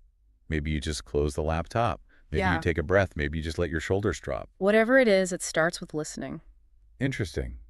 I think I'm going to carry that word with me for the rest of the week. Thank you for walking us through this. It's been genuinely very eye-opening. It was a pleasure to unpack it with you. And thank you for listening. We'll see you on the next deep dive. Take care of yourselves. Okay, so we really need to talk about this optimization trap. Mm-hmm. You know exactly what I'm talking about, right? This era where every single part of our lives is something to be, I don't know, hacked or tracked or improved. Every single thing. Yeah, we track our steps, we monitor our REM cycles, we color code our calendars, and we listen to deep dives like this one, hoping to get that one little nugget that'll make us 10% more efficient. It's the prevailing mindset, isn't it? The whole fix-it mentality. Totally. If you feel tired, there must be a supplement for it. If you feel anxious, there's got to be a productivity hack to organize your way out of it. We treat being human like it's software that needs another patch. Yeah, exactly. Yeah. And honestly, it's just exhausting. It feels like we're in a race where the finish line just keeps moving. Mm-hmm. But that is exactly why I'm so interested in the source stack you brought in today. Right. Because on paper, this looks like the complete opposite of some high-performance manual. In fact, I think you called it a sleep-friendly article. That's right. And I want to be really clear about what that means. This isn't a medical journal. It's not some breaking news report. Okay. It's a text that was originally designed to be soft. It's wordy, it's rhythmic, and its main job is to lull the reader into a state of calm. It's counter-programming. So wait, are we doing a deep dive into a bedtime story? In a way, yeah, but, and this is the key thing, this is why we're here, it's a Trojan horse. Because beneath that, that soothing, sleepy vibe, this text actually lays out a pretty profound psychology of non-interference. It argues that we don't need to engineer ourselves, we just need to notice ourselves. Noticing versus fixing. Exactly. It offers a framework for understanding why we do what we do, but without all the pressure to change it immediately. That's the distinction we're going to explore today, because as I was reading this, I realized it covers 3 huge areas. The signals our bodies send, why we get so burned out, and how we actually process emotions. And it does it in a way that feels, well, it feels surprisingly scientific for something that's meant to put you to sleep. It is surprisingly rigorous. It suggests that psychology isn't just happening in your brain or in a therapy session. Right. It's happening in the way you hold your shoulders or the way you break eye contact or even how you feel when you're trying to pick a pasta sauce at the grocery store. Okay, let's start there with the physical. The source calls it the silent conversation. And I think most of us assume we know what body language is. We've all seen those videos on like how to power pose to dominate a meeting or whatever. Right, the whole dominance narrative. But this source just flips that on its head. It's not about how to project power. It's about how to gather data. Gather data there. The core idea here is that the body is constantly broadcasting a signal, and our problem is that we immediately judge that signal instead of just, reading it. Okay, give me an example of that judgment, because I feel like I'm pretty good at reading people. Sure. Let's take eye contact. It's the most primal signal we have. The source notes that when someone holds our eye contact, we feel noticed. It sort of validates our existence. But let's look at the flip side. You're in a meeting, you're pitching an idea you're really passionate about, and the person across from you is, I don't know, looking at the ceiling or staring at the table. What's your immediate gut reaction? Oh, yeah, 100%. My first thought is I'm tanking. Right. I'm thinking, okay, they're bored. They hate this. They think I'm an idiot. It feels like, I don't know, a total rejection. Exactly. You've assigned a motive, you've judged the behavior as disinterest, but the source is really urging us to just pause that judgment. Why? It argues that context overrides content. So that person looking at the ceiling, they might be an auditory learner. They might be visualizing the concept you're describing. And to do that, they have to cut off their visual input. So by looking away, they're actually focusing harder. That's a really fair point. I actually do that sometimes. If I'm really trying to find the right word, I'll look down or away. But when you do it, you're thinking. When someone else does it, you assume they're checking out. Ouch. Yeah. The source is just saying that avoiding eye contact doesn't automatically mean something negative about you. It could be shyness or distance or deep thought. The key is just that there's no single meaning. So the advice here is basically to stop taking body language so personally. Essentially, yes. If you treat body language as information rather than feedback on your performance, the whole dynamic changes. You stop spiraling into insecurity and you can stay present. What about posture? Because that's another area where I feel like there's a lot of cultural baggage. Sit up straight is like the first command you learn as a kid. It is. We connect posture with morality or discipline. A slumped posture means you're lazy. A rigid one means you're attentive. Right. But the text invites us to just drop that moral framework entirely. So if I'm, slumped over my desk like a turtle, which I definitely was prepping for this, that's not bad. It's not bad. It's a story. The source asks you to see your posture as a status report from your nervous system. A status report. I like that. Yeah. If your shoulders are hiked up by your ears, your body is telling a story of protection. You're guarding your neck. You're probably in a state of high alert or stress about something. That's actually a really helpful visual. So instead of thinking, I need to fix my posture because I look sloppy, I could think, why is my body trying to protect my neck right now? What am I reacting to? Precisely. It turns your body into a dashboard, and the source makes this fantastic point. There is no right or wrong posture. There is only information. If you notice you're collapsed in your chair, that is information telling you you're depleted. If you're rigid, that is information that you're bracing for something. And once you have that information, then you can decide what to do. Right. But you can't do anything if you're just busy criticizing yourself for slouching. Exactly. And this idea extends to the third element the source covers, Personal space. This is one that varies so much between cultures and people, but the source frames respecting personal space as a form of kindness. I have a friend who is a classic close talker. Yeah. You know the type. They stand just a little too close. And I always feel this visceral need to back up. It feels aggressive, even when they're being friendly. That visceral reaction, that's your amygdala firing. We all have a comfort zone. It's this invisible bubble where we feel safe. And when it's breached, even by a friend, our baseline anxiety just spikes. Yeah. The kindness the source talks about is just having an awareness of that bubble. It's about reading the room physically. If you step towards someone and they lean back, that's a signal, not a rejection, just a boundary. Okay, so we've got this constant stream of data coming in, eyes, posture, space. But a lot of the time, we just ignore those signals until the whole system crashes. And that brings us to the second big pillar of this deep dive, the paradox of being tired. This is the section of the source where I think that sleep-friendly nature really shines because it gets at something so many of us struggle with. The difference between just being sleepy and being truly depleted. I think we use the word tired as its catch-all term. Yeah. But the source describes the specific thing where you can get 8 hours of sleep, you can spend all of Sunday on the couch, but Monday morning you feel like you've been hit by a truck. Physically, you rested, but you're just exhausted. The source calls this mental fatigue, and it's really different from physical fatigue, and it's important to get the mechanism here. Your brain burns energy, a lot of it. Okay. The source lists 3 specific invisible drains that empty your battery even when you're not moving a muscle. Constant thinking, emotional effort, and, this is the big one, decision-making. Okay, let's drill down on decision-making. I don't think we realize how much that costs us. Oh, it's massive. Every single time you make a choice, whether it's should I send this email now or later, or which brand of toothpaste do I buy, you are literally consuming glucose. You're using up a finite resource. It's called decision fatigue. Okay, Great. that explains so much. That explains the grocery store paralysis. Oh, it's a real thing. I've literally stood there in the pasta aisle, Wow. just staring, and I feel physically heavy, like I can't even grab a jar. I just thought I was being indecisive. But you're not. You're out of fuel. You're running on fumes.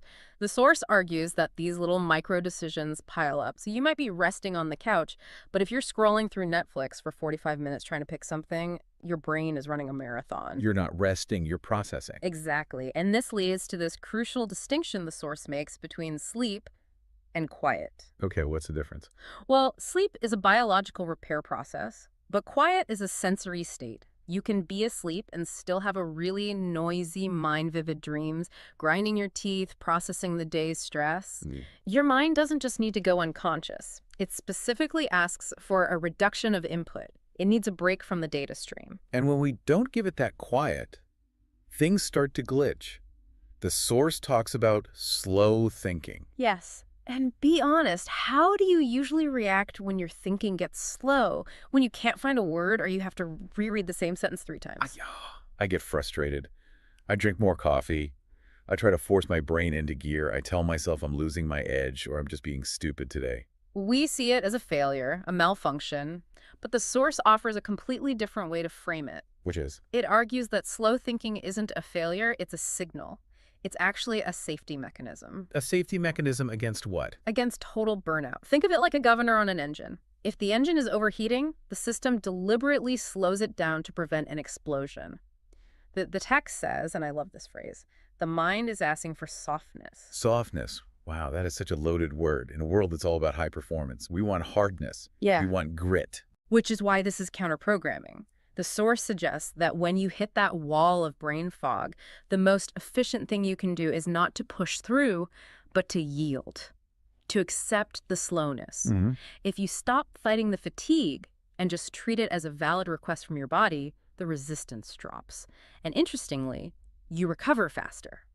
It's the difference between driving a car with the emergency brake on versus just pulling over for 10 minutes. That's it, exactly. We spend so much energy just trying to override our own safety signals. So, okay, we've covered the body signals and the brain's battery. Yeah. But we have to talk about the third piece, which is usually the most confusing one. Our emotions. The quiet logic of emotions. This is the section that really challenges the idea that we're rational actors who occasionally get emotional. Oh. The source suggests it's the other way around. We are emotional beings who occasionally use logic. I hate admitting that. I love to think I'm logical. hmm I make pro and con lists. Oh, the pro and con list is usually just a way to justify the decision your gut already made. Okay, fair enough. But the point the source makes is that emotions aren't usually these loud explosions. We tend to only notice them when they're extreme, rage, grief, euphoria. But the text says they're actually gentle guides. They whisper before they shout But we ignore the whisper. constantly Yeah. because the whisper is, well, it's inconvenient. Give me a scenario. Mm-hmm. How does this play out on a normal day? Okay, imagine you're at a dinner party. You've been there for 2 hours. You start to feel this really subtle sense of tension, maybe a little tightness in your chest, or just a slight drop in your mood. That's the whisper. It's saying, we're done. Time to go. But then the logical brain steps in and says, no, it's rude to leave early. You haven't said goodbye to the host. You should stay another hour. Exactly. So you stay, you override the signal, and what happens an hour later? I'm cranky, I'm snapping at my partner on the drive home, and I feel totally drained. The whisper became a scream. There you go. The source suggests that if we practice what it calls calm reflection, just slowing down enough to ask, does this feel right now? Yeah. We can catch those signals while they're still manageable. Does this feel right now? That's the question. It is, and notice how immediate it is. Not, does this make sense for my 5-year plan, but does this feel right in this second? It grounds you in the present reality of your own nervous system. But asking the question is only half of it. The other half is how we treat the answer. And this leads to what I think is maybe the most practical tool in this whole deep dive, the shift from criticism to curiosity. I agree completely. This is the how-to. The source points out that our internal monologue is usually an interrogation. We ask why, but we ask it aggressively. Why am I so anxious? Why can't I just focus? Why am I like this? It's an accusation. It implies there's a defect that needs to be found and stomped out. And when you attack yourself, your body just responds with more stress. It becomes a loop. So what's the alternative? How do you break that loop? The source suggests a really simple linguistic shift. Instead of asking why, you make a statement starting with one word. Interesting. Interesting. Huh. Interesting. I feel really defensive right now. Or, interesting. My heart is beating fast. It's almost, I don't know, it's kind of scientific, right? A little detached. And that's the whole point. It creates a gap between you and the emotion. You're no longer the person being the problem. You're the observer noticing the phenomenon. Mm-hmm. Curiosity is a neutral state. Criticism is a negative state. When you're curious, you can learn. When you're critical, you just shut down. I'm trying it right now. Interesting that I feel the need to fill every silence in this conversation. And that awareness might let you just be comfortable with a pause. It changes the behavior without any of the shame. That really is the thread connecting all three of these things, isn't it? Whether we're talking about posture or decision fatigue or emotional whispers, it's all about taking the shame out of just being human. It is. We spend so much of our lives fighting our own biology. We fight the slump in our shoulders. We fight the afternoon brain fog. We fight the urge to leave the party. We see our own natural rhythms as obstacles we have to overcome. And this sleepy little article is quietly suggesting that maybe if we stopped fighting, we wouldn't be so tired. That's the core philosophy it lands on. Psychology doesn't need fixing. It needs listening. When you just notice things without pressure, without that immediate need to hack them, life feels lighter. And when life feels lighter, rest comes more naturally. It's a virtuous cycle instead of a vicious one. Precisely. If you listen to your body, you can understand the fatigue. If you understand the fatigue, you grant yourself the quiet. If you have the quiet, you can actually hear your emotions guiding you. It's all one connected system. So we've unpacked a lot today. We've gone from the grocery aisle to the dinner party to the silence of our own minds. But as we wrap up, I want to leave the listener with something concrete, because we promised this wasn't just about sleep. It was about waking up. I think the challenge for you, listening today, is to conduct a small experiment. In the next hour, your body or your mind is going to send you a signal. You might yawn, you might feel a flash of irritation, you might find yourself staring blankly at a screen. And the impulse will be to judge it, to say, wake up, or don't be annoyed, or get back to work. Right. The challenge is to catch that impulse, stop, and just say, interesting. Treat it as a message, not a malfunction. Ask yourself this: if I viewed this fatigue or this emotion not as a problem to be solved, but as a request from my body, what would I do differently in the next 5 minutes? Maybe you just close the laptop, Maybe you Yeah. take a breath. Maybe you just let your shoulders drop. Whatever it is, it starts with listening. Interesting. I think I'm going to carry that word with me for the rest of the week. Thank you for walking us through this. It's been genuinely very eye-opening. It was a pleasure to unpack it with you. And thank you for listening. We'll see you on the next Deep Dive. Take care of yourselves. Welcome back to the Deep Dive. Today, we are going to do something that might feel a little counterintuitive. Mm-hmm. We're tackling a subject that, for most people, brings up a very specific kind of anxiety. I'm talking about art history. Oh, it does have a reputation, doesn't it? It really does. I think for a lot of us, when you hear art history, you immediately picture, I don't know, a dusty lecture hall. Yeah, exactly. You think of a syllabus loaded with dates you can't remember, Yeah. movements ending in Campbellism Oh. that you can't define, and just this general feeling that you're supposed to be smart enough to get it. It feels like a test. We're conditioned to treat it as a puzzle to be solved, or, a timeline of intellectual conquests to be memorized. Who influenced who? Right. What was the socio-political context of this brushstroke? It's exhausting. It really is. But the source material we're working with today, it takes that entire framework and, well, it just throws it right out the window. I know, it's so refreshing. We're looking at a text titled A Slow, Quiet Journey Through Art History. And honestly, reading through it to prep for this, it felt less like studying and more like, I don't know, taking a nap in a sunbeam. That is the perfect way to describe it. This text frames the entire history of human creativity, not as a list of facts, but as a long human story. And here's the hook that really caught my attention. It explicitly says there is nothing to learn here. Nothing to learn. I mean, that is a bold opening move for an educational text. It is, but the argument is that instead of something to learn, there's something to listen to. The mission of this deep dive isn't to make you an expert on the Baroque period. Right. It's to explore how this source recontextualizes art, from the first mark on a cave wall to the throw billows on your couch, as a journey that doesn't hurry. So we're going to set a specific tone today. We aren't rushing. We're going to unpack the sensory details this source gives us, the light, the stillness, the connection. We're going to try to see art the way this author sees it, as a tool for slowing down. Okay, I'm ready. So let's start at the absolute beginning. And I don't mean the Renaissance. I mean way back. Long before cities, long before books, we're starting in the caves. The first marks.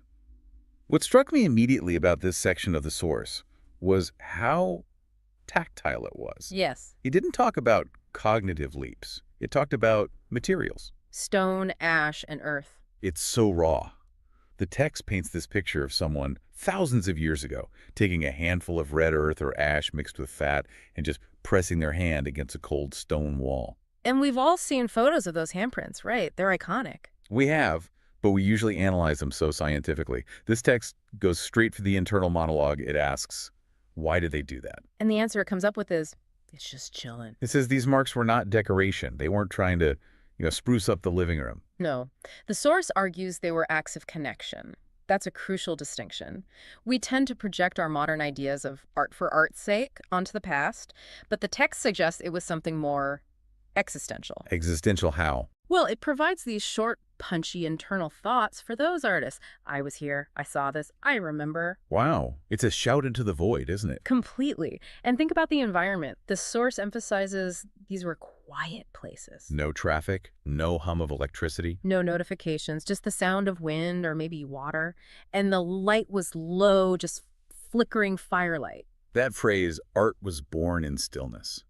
That really stuck with me because today we consume art in these brightly lit, crowded museums, or we scroll past it on a phone screen while watching TV. Right. But the source argues that the origin of the impulse to create is inseparable from the dark and the quiet.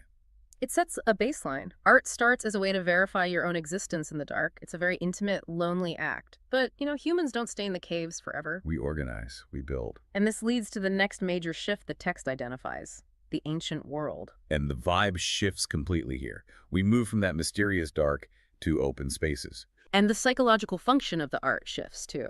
If the cave was about, I am here, the ancient world, think Egypt, Greece, the early empires, it's all about order. The source describes this era as steady and calm. Hmm. The visuals are really distinct in the text. It talks about stone figures standing tall, walls that tell these simple stories.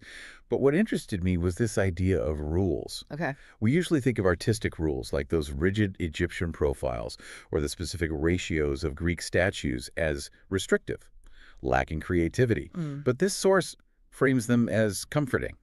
That's a fascinating insight to pull out. The text suggests that the ancient world was chaotic, dangerous, unpredictable. In that context, art provided a feeling of order. A feeling of order. There's a beautiful phrase the text uses. It says, Yeah. this art served to give shape to time. Give shape to time. That is deep, but also a little abstract. Can you unpack what that actually means? Well, think about time. It's terrifying, right? It destroys everything. It flows and washes things away. But if you carve a figure in stone, and you do it according to a perfect mathematical rule that doesn't change, you're creating something that defies time.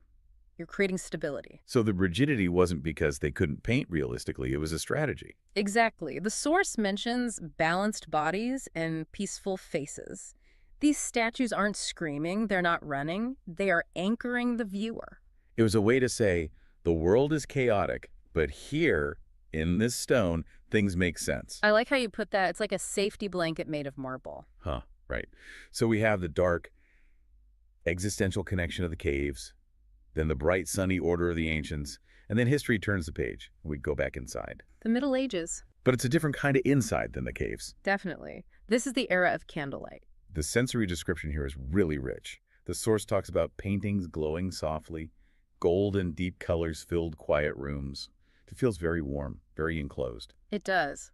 But this is also where a lot of modern people get tripped up with art history. Well, you look at medieval art, and the perspective is often weird. The hands are too long. The babies look like little old men. It looks flat. We judge it against a photograph and say, well, they weren't very good at drawing, were they? Right. But the source tackles this head on. It argues that accuracy wasn't the goal. The goal was feeling. Exactly. The text says, not everything needed to look real. Art spoke in symbols. So if a saint is drawn twice as big as a castle, it's not because the artist didn't understand scale. No. It's because the saint is more important than the castle. Precisely. It's a hierarchy of meaning, not a hierarchy of optics. And the source describes the viewing experience in a way that I found really compelling. It calls it a slow experience. It's a slow experience. It says the eyes rested, the mind followed deeply. It sounds almost trance-like. That's the implication. Because you weren't busy critiquing the anatomy, oh, that muscle's in the wrong place. You could just let the gold and the color wash over you. It was meditative. It was designed to induce a spiritual state, not an analytical one. That is a helpful reframing. You're not supposed to look at it to critique it. You're supposed to look through it. Okay, so we have the dark stillness, the bright order, and the glowing gold. Now we hit the big one. The Renaissance. The moment when artists began to look outward again. Now, usually when we cover the Renaissance, we talk about the Medicis, the money, the grand frescoes. The genius inventors. Right. But this text, it zooms way in to the micro level, talks about observation. It's a return to the physical world, but with a new layer of intimacy. The source describes artists watching how light touched skin, noticing small expressions. That word care stood out to me in the text.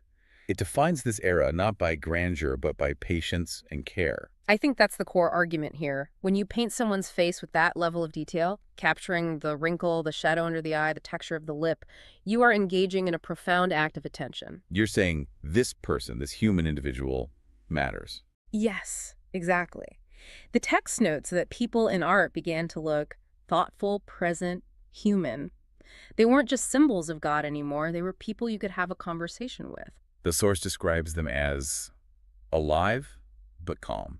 Alive but calm. That seems to be the sweet spot this source loves. It's not dead stone, but it's not chaotic motion either. It is. It's that balance. But history rarely stays balanced. As we move past the Renaissance, the source describes a shift where art became more emotional.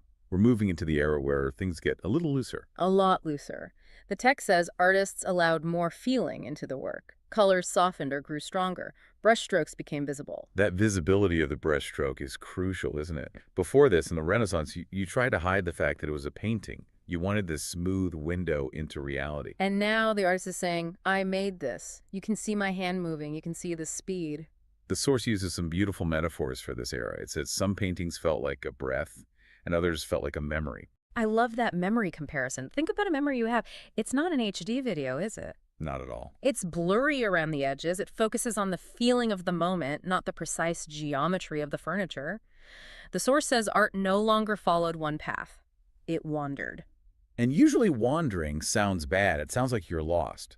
But the source claims this wandering felt peaceful.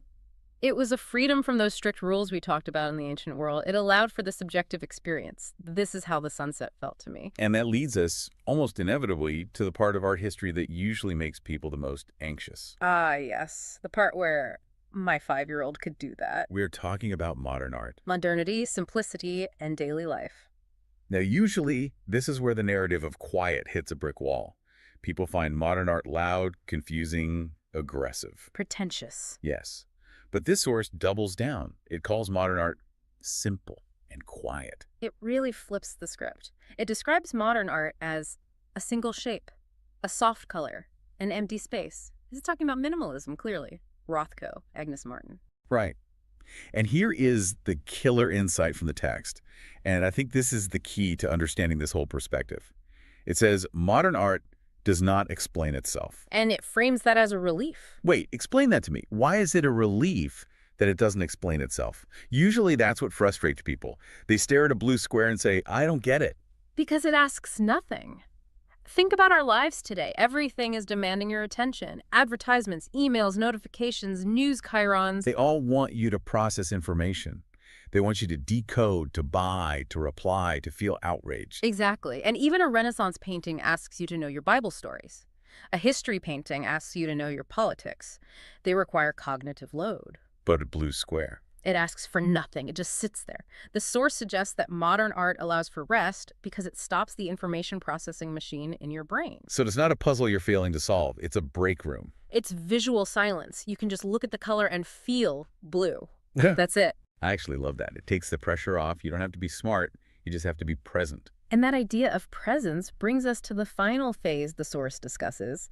And this is my favorite part because it takes art out of the museum entirely. Art in everyday life. This connects the loop right back to the beginning. Art started in the caves, intimately connected to daily survival.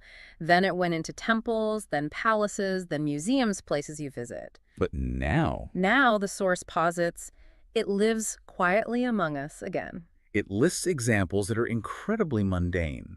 It says art is in how we arrange a room, how we choose colors, how we notice light. It's democratizing the concept. It implies that you don't need a degree or a paintbrush to participate in this long human story. You participate just by deciding to put a green pillow on a beige sofa because it makes you feel calmer. Or noticing how the morning sun hits your kitchen table.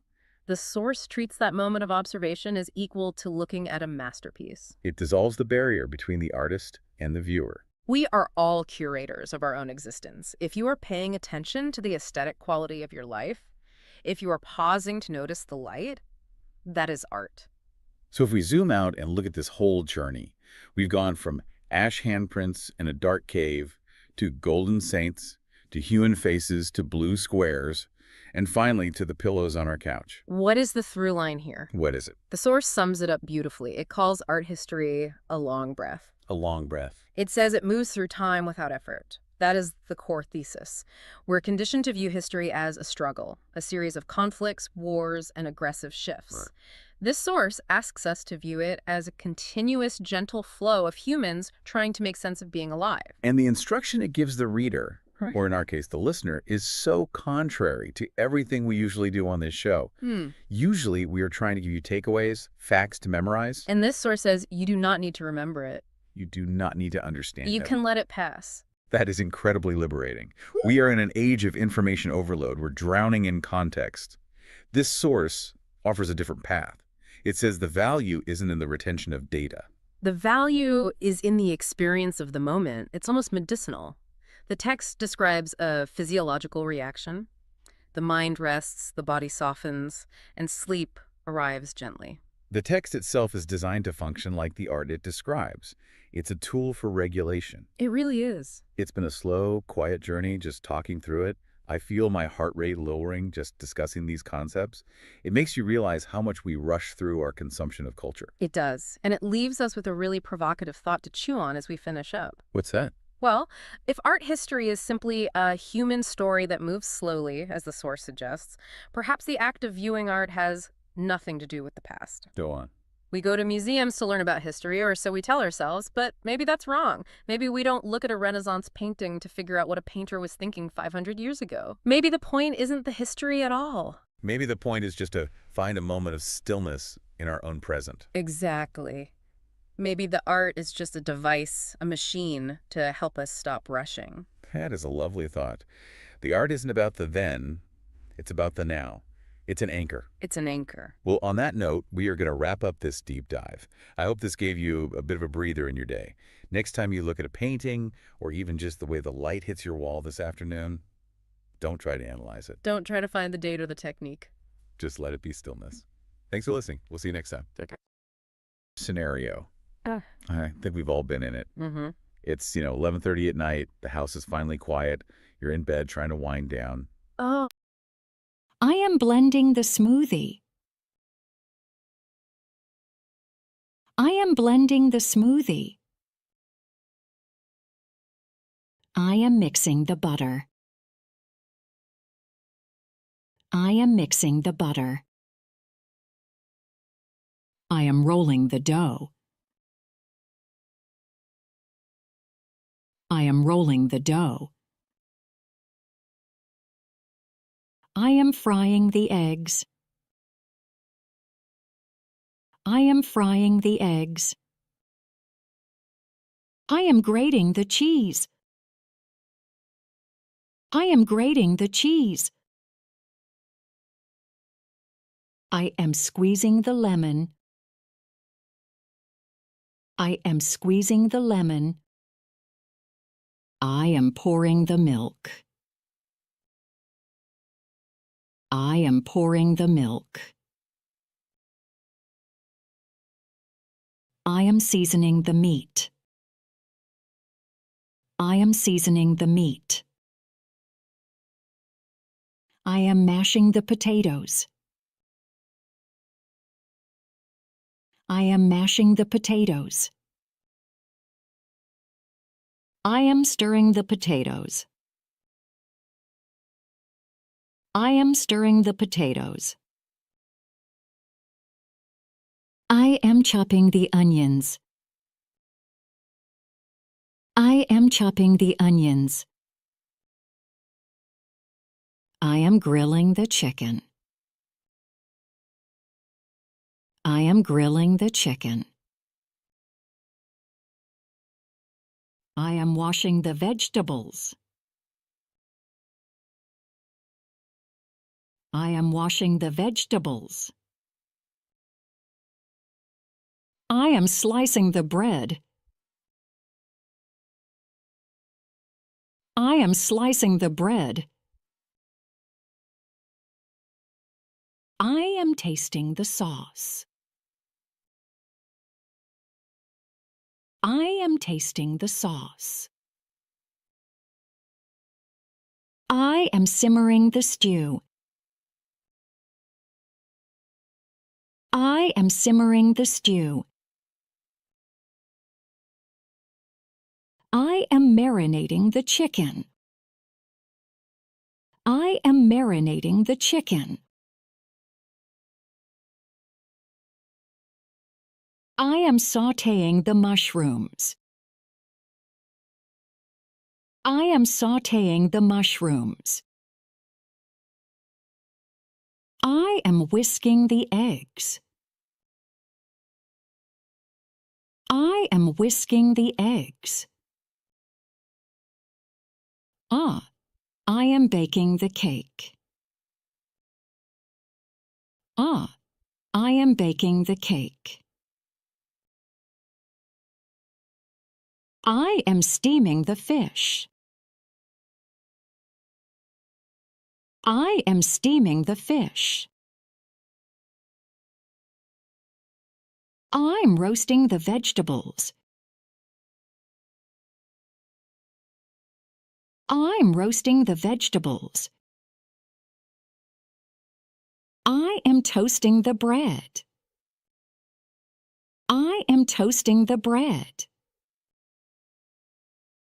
I am caramelizing the onions. I am caramelizing the onions. I am stuffing the peppers. I am stuffing the peppers. I am garnishing the plate. I am garnishing the plate. I am draining the pasta. I am draining the pasta. I am kneading the dough. I am kneading the dough. I am flipping the pancakes. I am flipping the pancakes. I am coating the chicken. I am coating the chicken. I am glazing the ham. I am glazing the ham. I am julienning the carrots. I am julienning the carrots. I am skimming the soup. I am skimming the soup. I am dicing the tomatoes. I am dicing the tomatoes. I am mincing the garlic. I am mincing the garlic.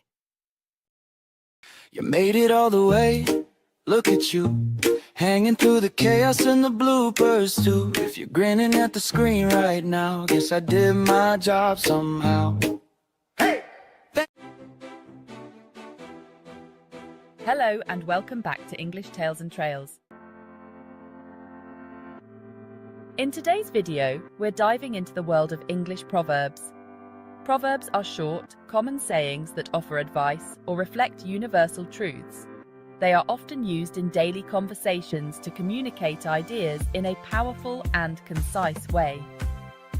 Over the next few minutes, we'll explore some of the most popular English proverbs and break down what they mean, along with real-life examples to show how you can use them.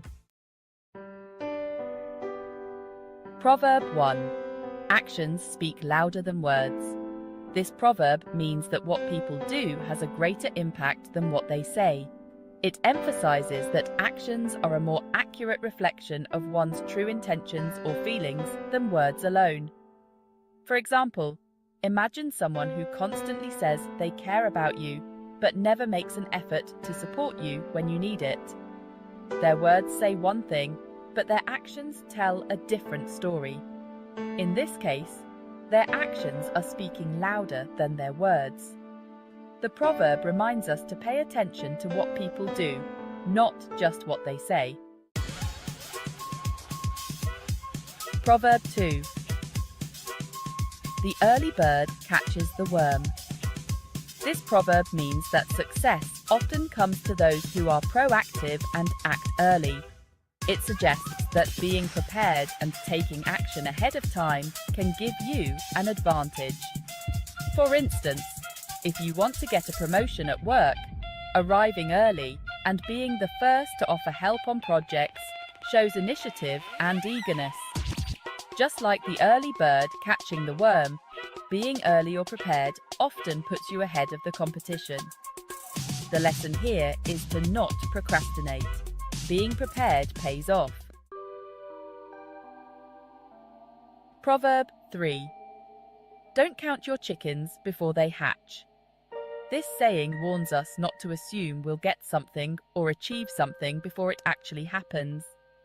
In other words, don't celebrate or plan based on a future event that isn't guaranteed.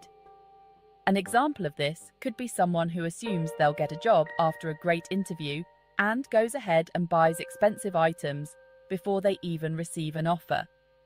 By doing this, they're counting their chickens before they hatch, and they could end up disappointed if things don't turn out as expected.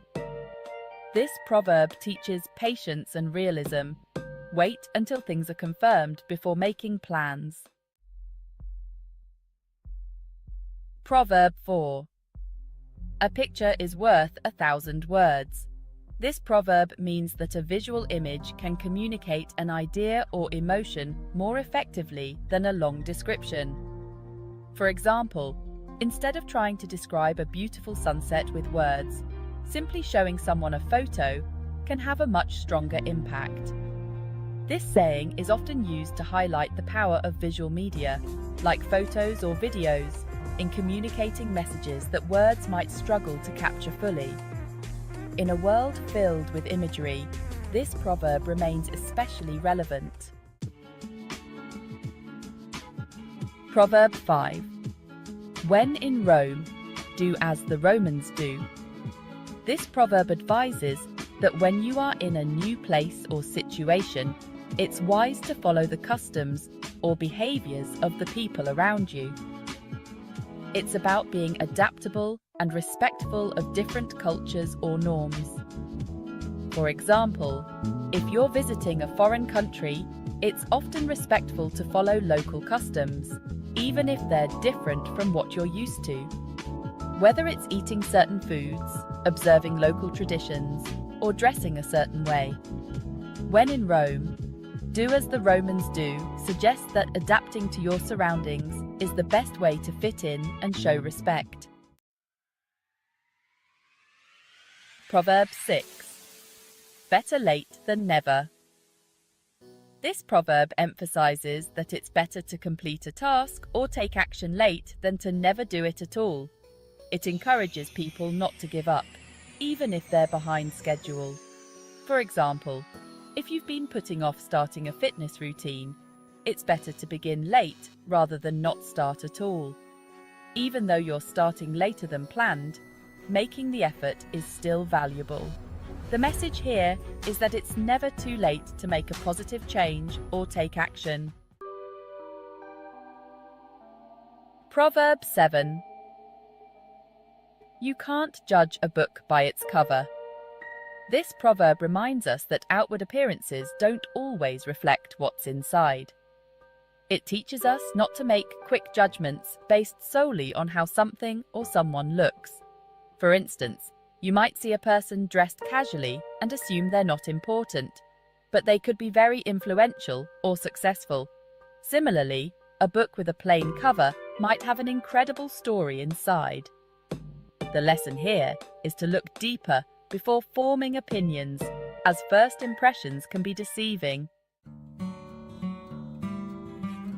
And there you have it. These are just a few examples of English proverbs and their meanings. As you've seen, proverbs are not only a fun part of the language, but they also carry timeless wisdom that can apply to many areas of life. Whether it's learning to act early, adapt to your surroundings, or avoid making snap judgments, proverbs help guide us with short, memorable phrases. If you enjoyed this video, don't forget to like, share, and subscribe for more content like this. Thanks for watching.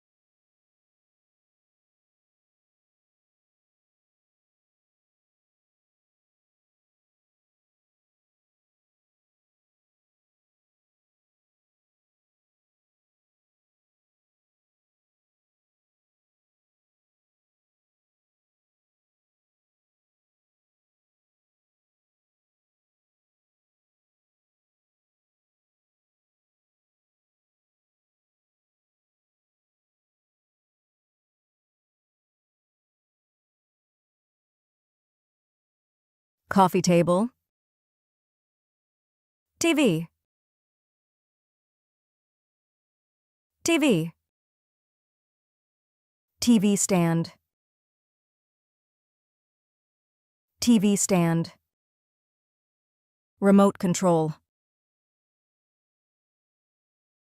Remote control. Bookshelf. Bookshelf. Rug. rug, curtains, curtains, lamp, lamp,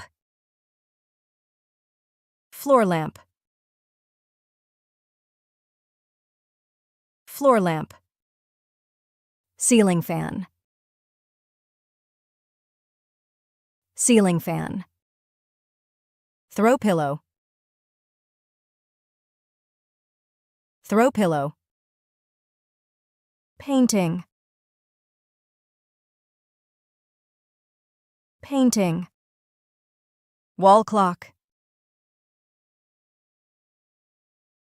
wall clock, picture frame,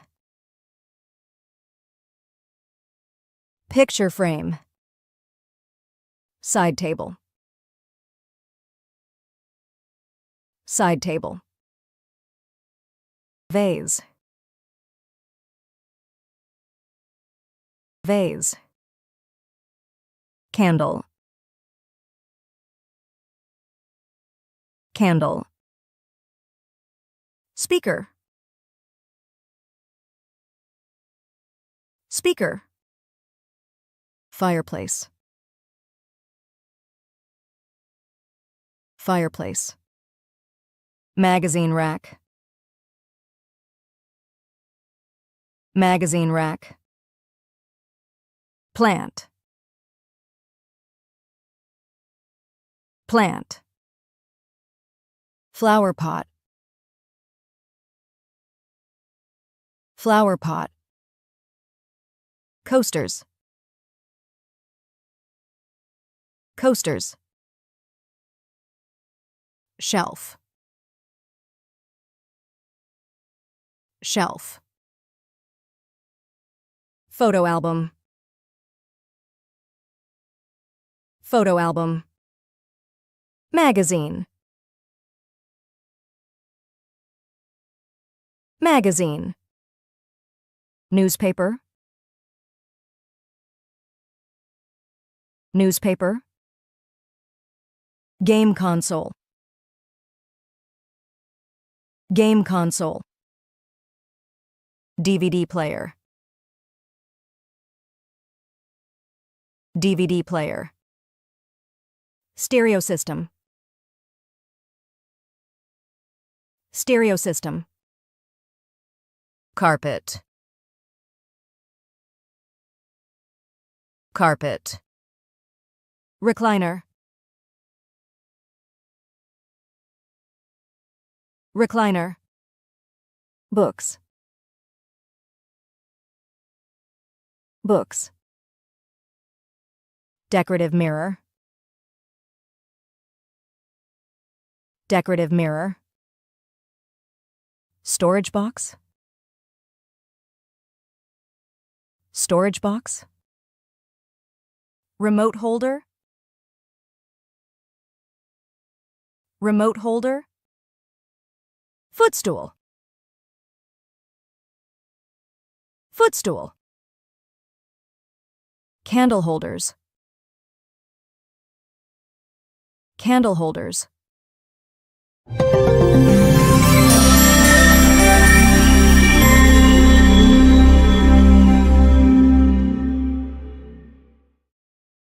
broccoli, lettuce, spinach, carrot,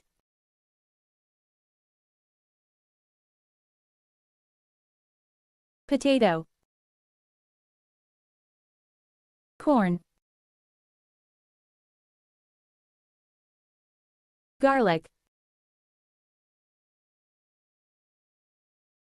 onion,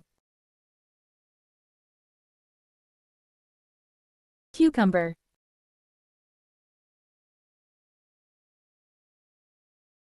peas, radish,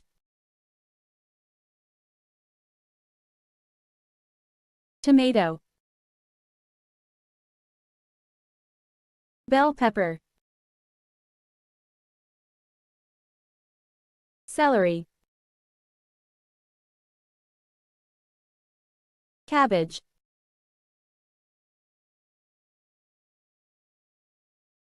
Eggplant. Asparagus. Brussels sprouts. Kale. Mushroom. Beetroot. Artichokes. Sweet potato. Squash.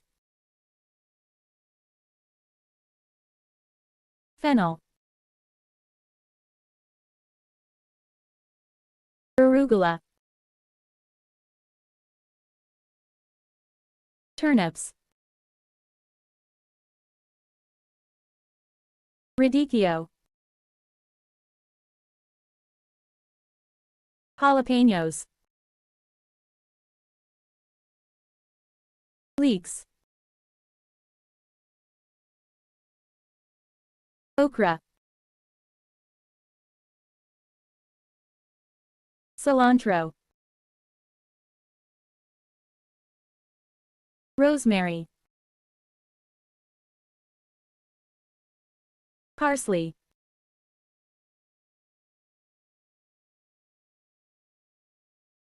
Apple. Orange. Banana. Strawberry. Grapes. Pineapple. Watermelon. Mango. Kiwi. Pear. Cherry. Peach.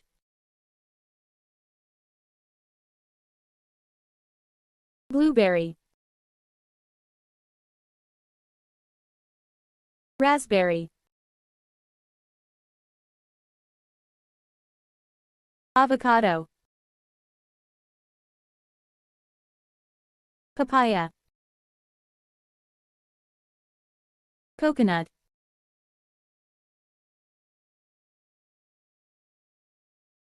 Grapefruit. Plum. Fig. Apricot. Cranberry. Pomegranate. Lychee. Passion fruit. Guava. Melon.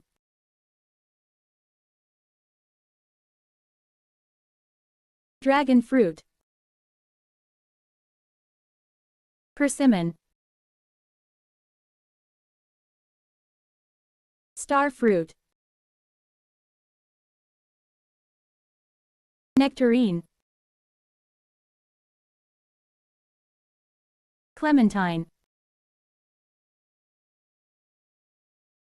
Tangerine.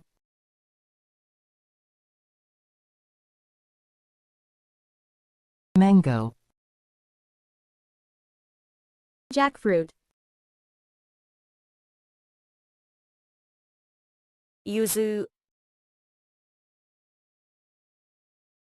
Elderberry. Durian,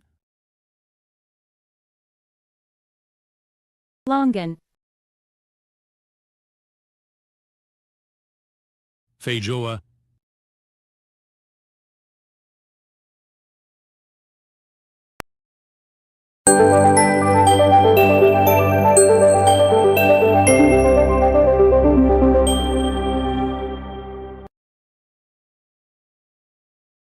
Hi there! Today we will learn 30 examples with I will. I will play the guitar. I will play the guitar. I will take a bath.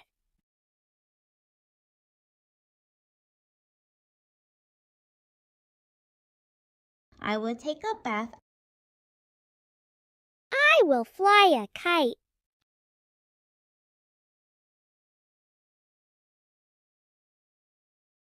I will fly a kite.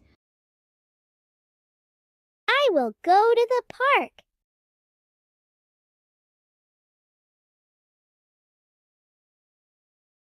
I will go to the park. I will draw with chalk.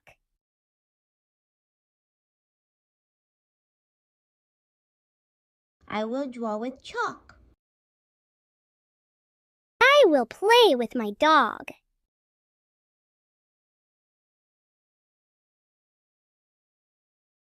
I will play with my dog. I will help with the dishes.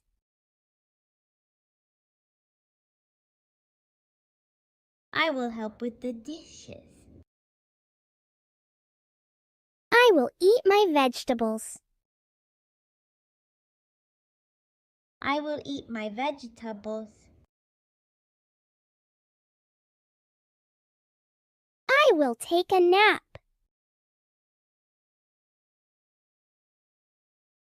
I will take a nap. I will visit my friend. I will visit my friend. I will watch a movie.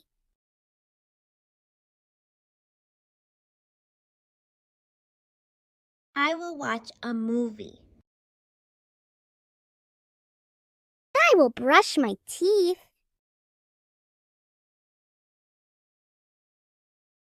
I will brush my teeth. I will write a letter. I will write a letter. I will clean my room.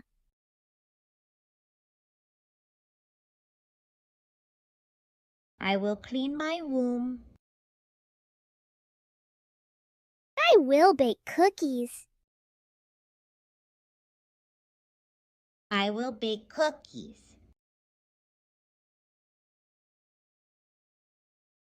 I will do my homework. I will do my homework.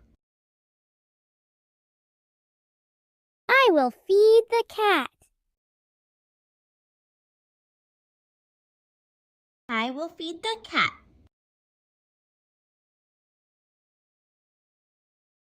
I will water the plants. I will water the plants. I will go swimming. I will go swimming. I will build a sand castle. I will build a sand castle. I will ride my bike.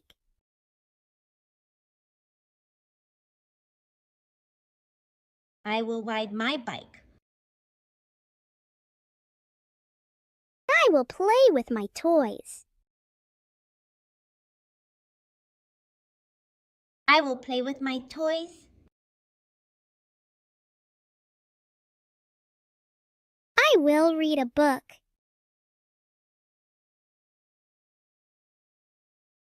I will read a book. I will draw a picture. I will draw a picture. I will help you.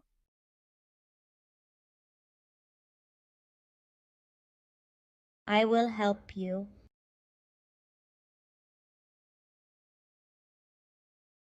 I will wait for you. I will wait for you. I will wash my hands.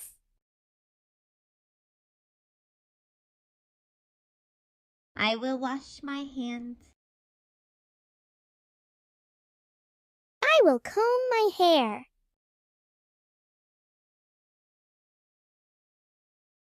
I will comb my hair. I will wake up early. I will wake up early.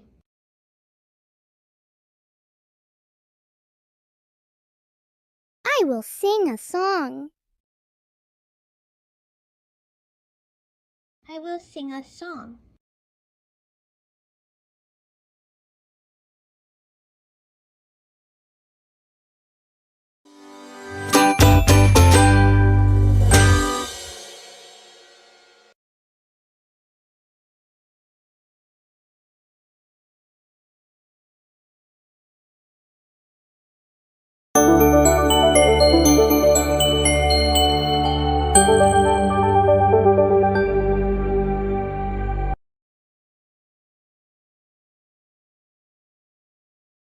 Clean. Dirty. Wet. Dry. Strong. Weak. Heavy. Light. Hot. Cold. Big. Small. Near. Far. Happy. Sad. Full. Empty. Light. Dark. Young. Old. Early. Late. Tall. Short. Rich. Poor. Loud. Quiet. Thick. Thin. Beautiful. Ugly. Calm.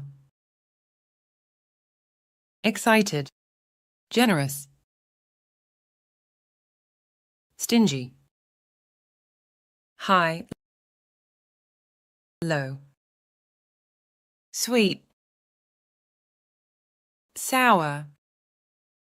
Honest. Dishonest.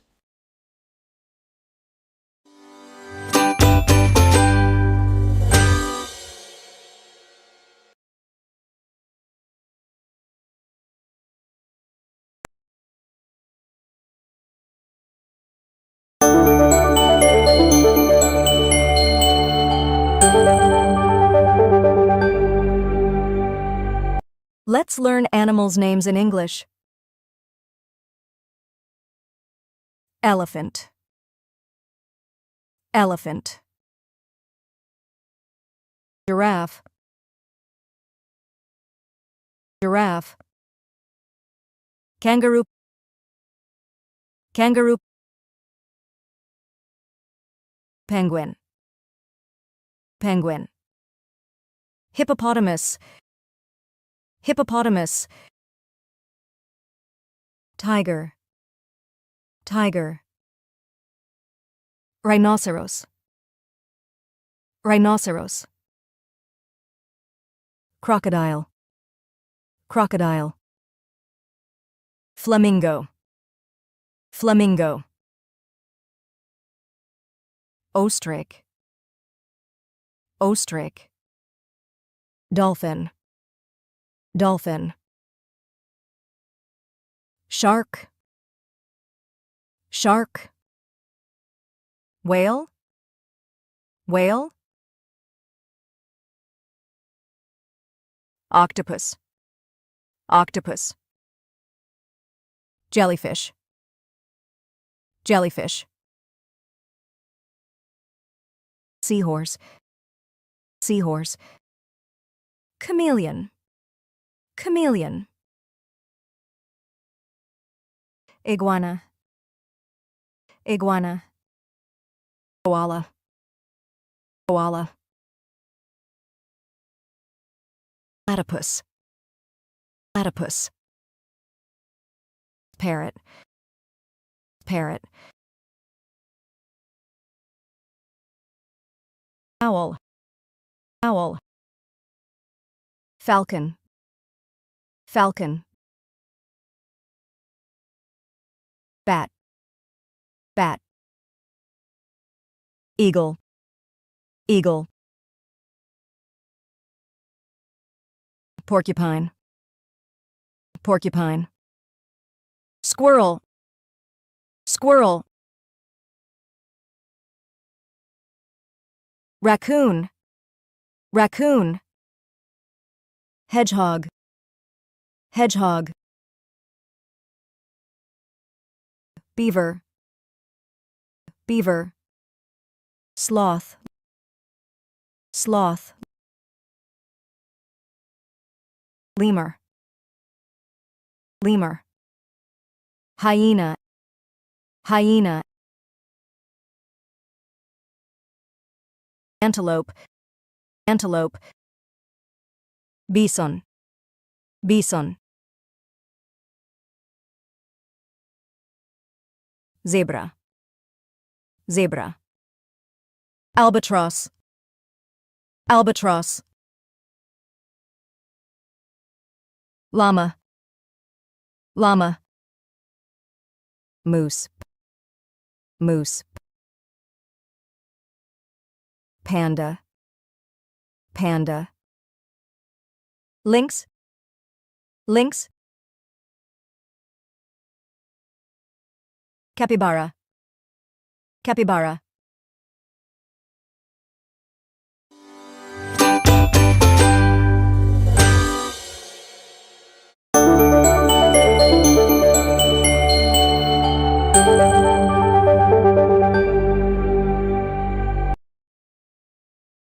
Hi there, welcome back. Today we will learn 30 hobbies and some example sentences. Gardening. Let's plant some seeds in the garden and water the flowers daily. Gardening. Cooking. Today, we will chop vegetables and bake a cake together. Cooking. Photography. Grab your camera and capture some beautiful photos of the sunset. Photography. Cycling. Put on your helmet and let's ride our bikes around the park. Cycling. Hiking. Let's explore the forest trail and climb to the top of the hill. Hiking.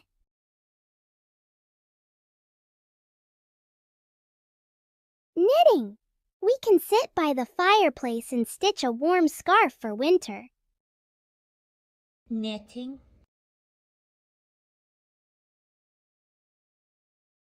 Swimming. Dive into the pool and float on your back like a starfish. Swimming. Fishing. Cast your fishing line into the lake and try to catch a big fish. Fishing. Pottery. Mold the clay with your hands and shape it into a beautiful vase. pottery,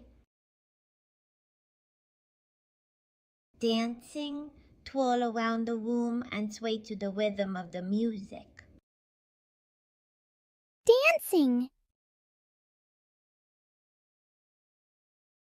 Sewing. Let's cut out some fabric and sew a little pouch for your toys. Sewing. Bird watching. Observe the birds in the trees and record how many you can spot. Bird watching. Woodworking. Use the tools to carve a wooden boat and sand it until it's smooth. Woodworking. Playing music, strum the guitar, and compose a fun tune for us to sing along. Playing music. Rock climbing. Grip the climbing holds tightly and climb to the top of the wall. Rock climbing. Reading. Read your favorite book and annotate it with colorful notes. Reading.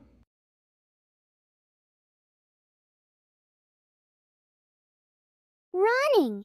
Put on your sneakers and jog with me to the playground. Running.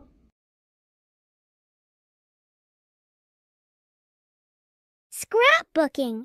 Cut out pictures from magazines and design a scrapbook page. Scrapbooking. Drawing. Grab your crayons and draw a picture of your favorite animal. Drawing. Puzzle solving. Let's work together to solve this jigsaw puzzle and find where all the pieces fit. Puzzle solving. Skateboarding. Put on your helmet and let's skate down the sidewalk. Skateboarding. Baking. Let's mix the ingredients together and bake some yummy cookies. Baking. Origami. Fold the paper carefully to create a cool origami crane. Origami. Camping. We'll set up a tent and roast marshmallows by the campfire. Camping. Playing board games. Let's roll the dice and move our pieces around the board to see who wins. Playing board games. Singing. Sing along to your favorite song and practice hitting all the notes. Singing. Building with Lego. Use the Lego bricks to build a castle with towers and a drawbridge. Building with Lego. Making crafts. Cut, glue, and decorate to create a fun craft project for your room. Making crafts. Playing soccer. Kick the ball and pass it to your teammate to score a goal. Playing soccer. Flying a kite. Let's run to the field and fly the kite high up in the sky. Flying a kite.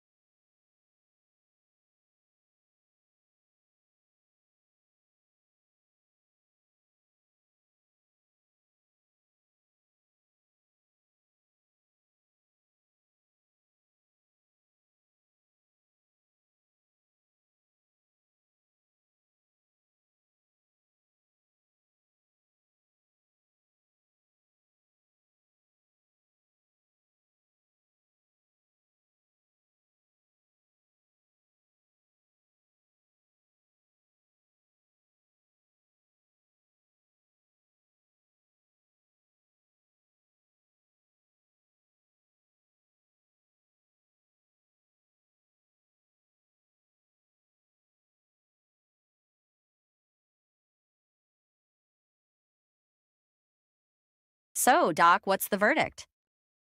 Well, you're healthy as a horse, That's great. except for your diet. My diet? You've been living on coffee and chips. Your stomach is basically a garbage disposal. Hey, chips are vegetables. They're made from potatoes. And coffee is a bean, right? Exactly. You get me. No, I don't, at all. If I were your stomach, I'd quit. So what do I do? Eat something green. And no, green gummy bears don't count. Fine, one salad, but if I die of boredom, it's on you. What are you drinking? A green smoothie. Super healthy. It looks questionable. What's in it? Spinach, kale, carrots, a banana. Uh-huh. And why is it glowing? Glowing? No, it's just... Oh wow, yeah, it's glowing. Did you blend batteries in there or something? It's a superfood. Superfoods glow, right? Superfoods, yes. Radioactive smoothies? Not so much. Oh, yeah, no, that's bad. Well, you might want to call a doctor or a scientist. Or both. I lost my keys. Did you check your pockets? No keys. Your bag? No keys. The fridge? Why would I... Wow, how did my keys get in the fridge? Maybe your keys wanted a snack. I can't believe I got a B. I can't believe you're upset about it. B stands for bad. No, B stands for better than most people. But I always get A's. What if this is the start of a downward spiral? What if I get a B next time and then a C, and then, before I know it, I'm living under a bridge, trying to trade algebra lessons for food? A little dramatic, don't you think? Not when you consider the stakes. Okay, let's break this down. 1B does not equal living under a bridge. Tell that to my future self. Your future self needs a nap and some perspective. I'll nap when I'm back to getting A's. Or you'll just be tired and dramatic. Guess what? I invited the whole class to a party. What? Why? Because I thought, what's better than 5 friends, 20 friends? Food. Enough food is better. Did you think about that? I'll just get more chips. Yeah, because chips are the foundation of every great party. Relax, it'll be fun. Fun? Sure, until people start throwing chairs because we ran out of pizza. Oh no, people don't do that. Have you met people? Okay, so maybe a bit more food. And drinks, and space, and possibly a bouncer. You're overreacting. You'll thank me when I save your party from becoming a full-scale disaster. I think this puzzle is broken. Puzzles can't be broken, Lily. Then explain this. I've been working on this thing for 3 hours and the pieces don't fit. Maybe you're missing a piece. I am missing a piece, my sanity. Let me see. Okay, you're trying to force 2 sky pieces together. They both have blue. How much more sky do they need? The sky's kind of a big place. Oh, so now you're defending the sky. Just saying, maybe give the puzzle a break. Oh, I'm giving it a break, all right. Right over my knee.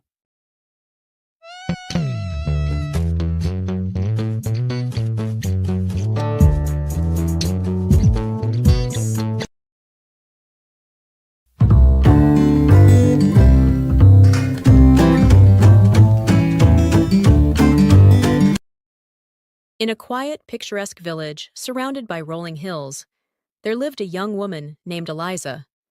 She was the daughter of a farmer, known throughout the village for her kindness, beauty, and the quiet strength she carried. Her days were simple, filled with the rhythm of farm life, tending to the animals, working in the fields, and helping her mother with household chores. Although her life was modest, Eliza often found herself dreaming of something more, something beyond the fields and the familiar faces of the village.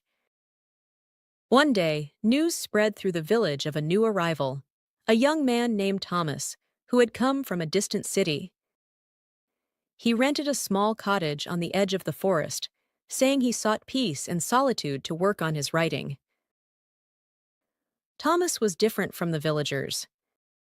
He was well-dressed but unassuming, with a quiet, thoughtful manner that set him apart. The villagers were curious but kept their distance, respecting his desire for privacy. Eliza first encountered Thomas at the village market. He was selecting apples with a careful hand when their eyes met. They exchanged polite greetings, and something in his warm, intelligent gaze sparked her interest. He seemed unlike any man she had ever met. His voice was gentle, his speech refined, and he had an air of mystery that intrigued her. As the days passed, their paths crossed more frequently. They began to speak, at first casually, and then more deeply. Thomas shared stories of far-off cities, of books he had read, and ideas that opened Eliza's mind to worlds she had never imagined. Eliza, in turn, spoke of her life in the village, the simplicity, the beauty of the changing seasons, and her dreams of something beyond her reach. They would meet by the river, in the meadows, and on the woodland paths, where their conversations stretched long into the golden evenings. Soon, their friendship blossomed into something more. Eliza felt her heart pulling her closer to Thomas with each passing day, and it seemed he felt the same. They shared moments of quiet intimacy, holding hands as they walked, exchanging soft smiles that spoke of a love growing between them. But as the summer turned to autumn, Eliza noticed a change in Thomas. He became more distant, more preoccupied, as if something weighed heavily on his mind. One evening, as the first chill of autumn crept into the air, Thomas invited Eliza to his cottage. It was a simple place, filled with books and papers, a reflection of his scholarly pursuits. They sat by the fire, the warmth of the flames casting a soft glow around them. For a while, they spoke of trivial things, but Eliza could sense that something was troubling Thomas. Finally, he turned to her, his expression serious. Eliza, He began, his voice tinged with an emotion she couldn't quite place. there's something I need to tell you, something I should have told you from the start. Eliza's heart tightened. She had feared this moment, knowing deep down that Thomas was keeping something from her. I am not who you think I am. He continued, his voice heavy with regret. My name is not just Thomas. I am Lord Thomas Harrington, the heir to a noble estate far from here. I came to this village to escape my responsibilities, to live a life free of the expectations placed on me by my family. But now those responsibilities have caught up with me. Eliza felt as if the ground had shifted beneath her. She had suspected Thomas was different, but she never imagined this. Her mind raced, trying to reconcile the man she had come to love with this new reality. I never meant to deceive you. Thomas said, his eyes pleading with her to understand. I just wanted to be free for a while, to live a life of my own choosing, even if only for a short time. But I never expected to meet you, Eliza. You've made me question everything I thought I wanted. Eliza struggled to find her voice. What does this mean, Thomas? For us? Eliza's world seemed to crumble around her. The man she loved, the future she had dared to dream of, was slipping away, all because of a truth he had hidden from her. I understand, she whispered, her voice breaking. She could see the anguish in Thomas's eyes, but it did nothing to soothe the ache in her heart. You have your responsibilities and I have mine. Thomas reached out to take her hand, but Eliza pulled away. The pain was too raw, the wound too deep. She stood, her eyes filling with tears she refused to let fall. This is goodbye then, she said softly, the finality of the words cutting through the room like a blade. Thomas stood as well, his face pale with regret. I'm so sorry, Eliza. I never wanted it to end like this. But Eliza knew there was nothing more to say. She turned and walked out of the cottage, the door closing behind her with a heavy thud. The night air was cold, biting at her skin as she made her way back to the village, back to the life she had always known, a life that now felt emptier than before. In the days that followed, Thomas left the village, returning to the city and the life that awaited him. Eliza watched him go from a distance, her heart breaking with every step he took away from her. She knew that she had lost him forever, that the love they had shared was now just a memory. Time passed, and Eliza tried to move on. She returned to the rhythms of her life, but the spark that had once filled her days was gone. She was haunted by the memory of what could have been, of the love she had lost not to death, but to the unchangeable circumstances of life. In the end, Eliza chose to remain in the village. She continued to help her family on the farm, to live the simple life she had always known, but the dreams that had once filled her heart were now just a distant echo, a reminder of the love she had lost and the man she could never forget.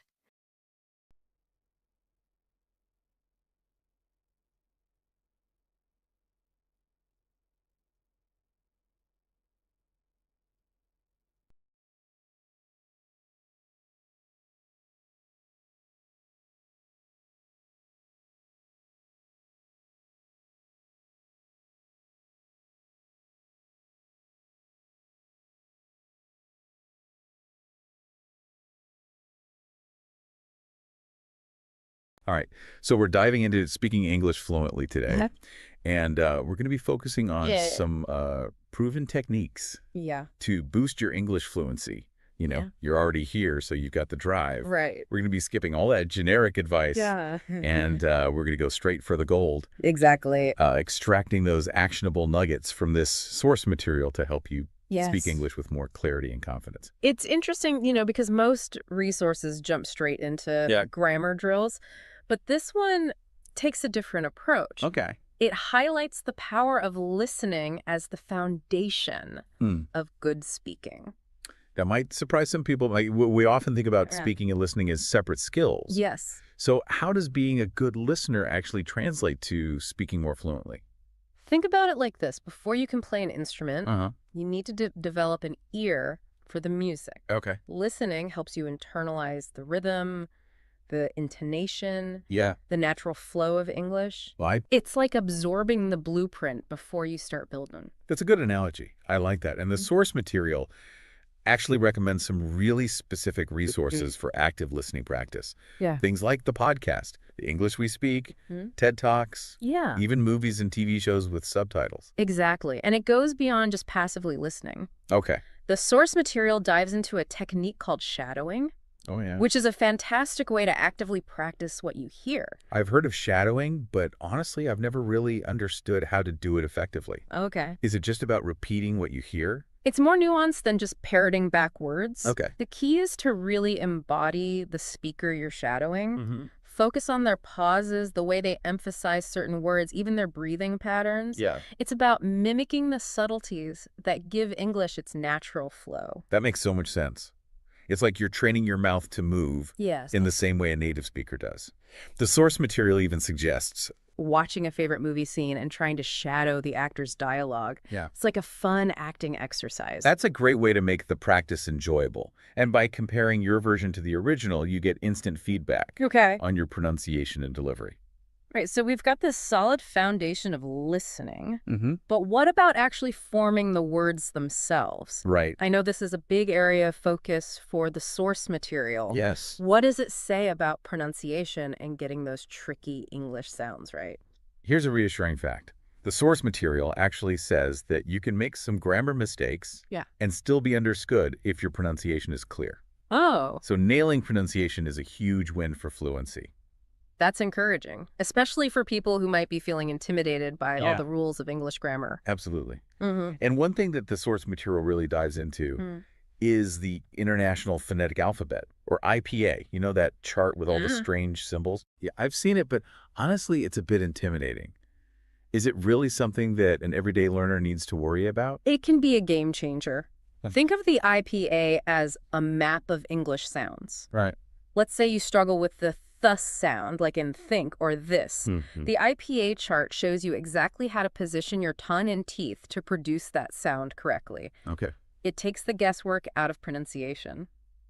That's a really practical way to use the IPA. Yeah. It's not just some abstract linguistic tool. Exactly. It can actually help you pinpoint those tricky sounds and figure out how to make them. And it's not just about individual sounds. Right. The source material also highlights stress and intonation, the music of English. Right, like that classic example. I didn't say she stole it. Just changing the emphasis completely changes the meaning. And mastering those subtle shifts in intonation makes your English sound more natural and engaging. The source material suggests some great resources for this too, like Forvo, where you can hear native speakers pronounce different words. Okay, those are super helpful. Yeah. And one simple but often overlooked tip from the source is to consciously speak slower. Yes. Especially when you're starting out. Sure. It gives you time to focus on each sound and reduces errors. Slowing down allows you to savor the sounds and train your mouth to form them properly. It's like learning a dance. You start with slow, deliberate movements before picking up the pace. And speaking of practicing sounds, I love how the source material throws in a classic tongue twister. She sells seashells by the seashore. Tongue twisters might seem silly, but they're fantastic for warming up your mouth and getting those tricky sounds flowing. They force you to pay close attention to how you're forming and connecting sounds, which is essential for clear speech. So we've covered listening and pronunciation. Right. But what about the words themselves? Okay. The source material talks about something really interesting. Using speaking itself as a tool to build vocabulary. This section resonated with me. We often think of vocabulary as something we have to study separately, but this approach is all about active learning. Okay. A larger vocabulary not only helps you understand more, it gives you the building blocks to express yourself more fluently. That's a great point. But sometimes the idea of memorizing lists of words can be overwhelming. Yes. What specific strategies does the source material suggest? Instead of focusing on individual words, it recommends learning phrases. Think of it as acquiring ready-made chunks of language that you can use in different situations. I see. For example, how about we? Or that sounds great. I remember when I first started learning English, piecing together sentences felt like a puzzle. Yeah. Having those pre-built phrases would have been so helpful. Exactly. Yeah. It's like having a toolbox of ready-to-use expressions. The source material also suggests something really simple, describing your daily routine in English.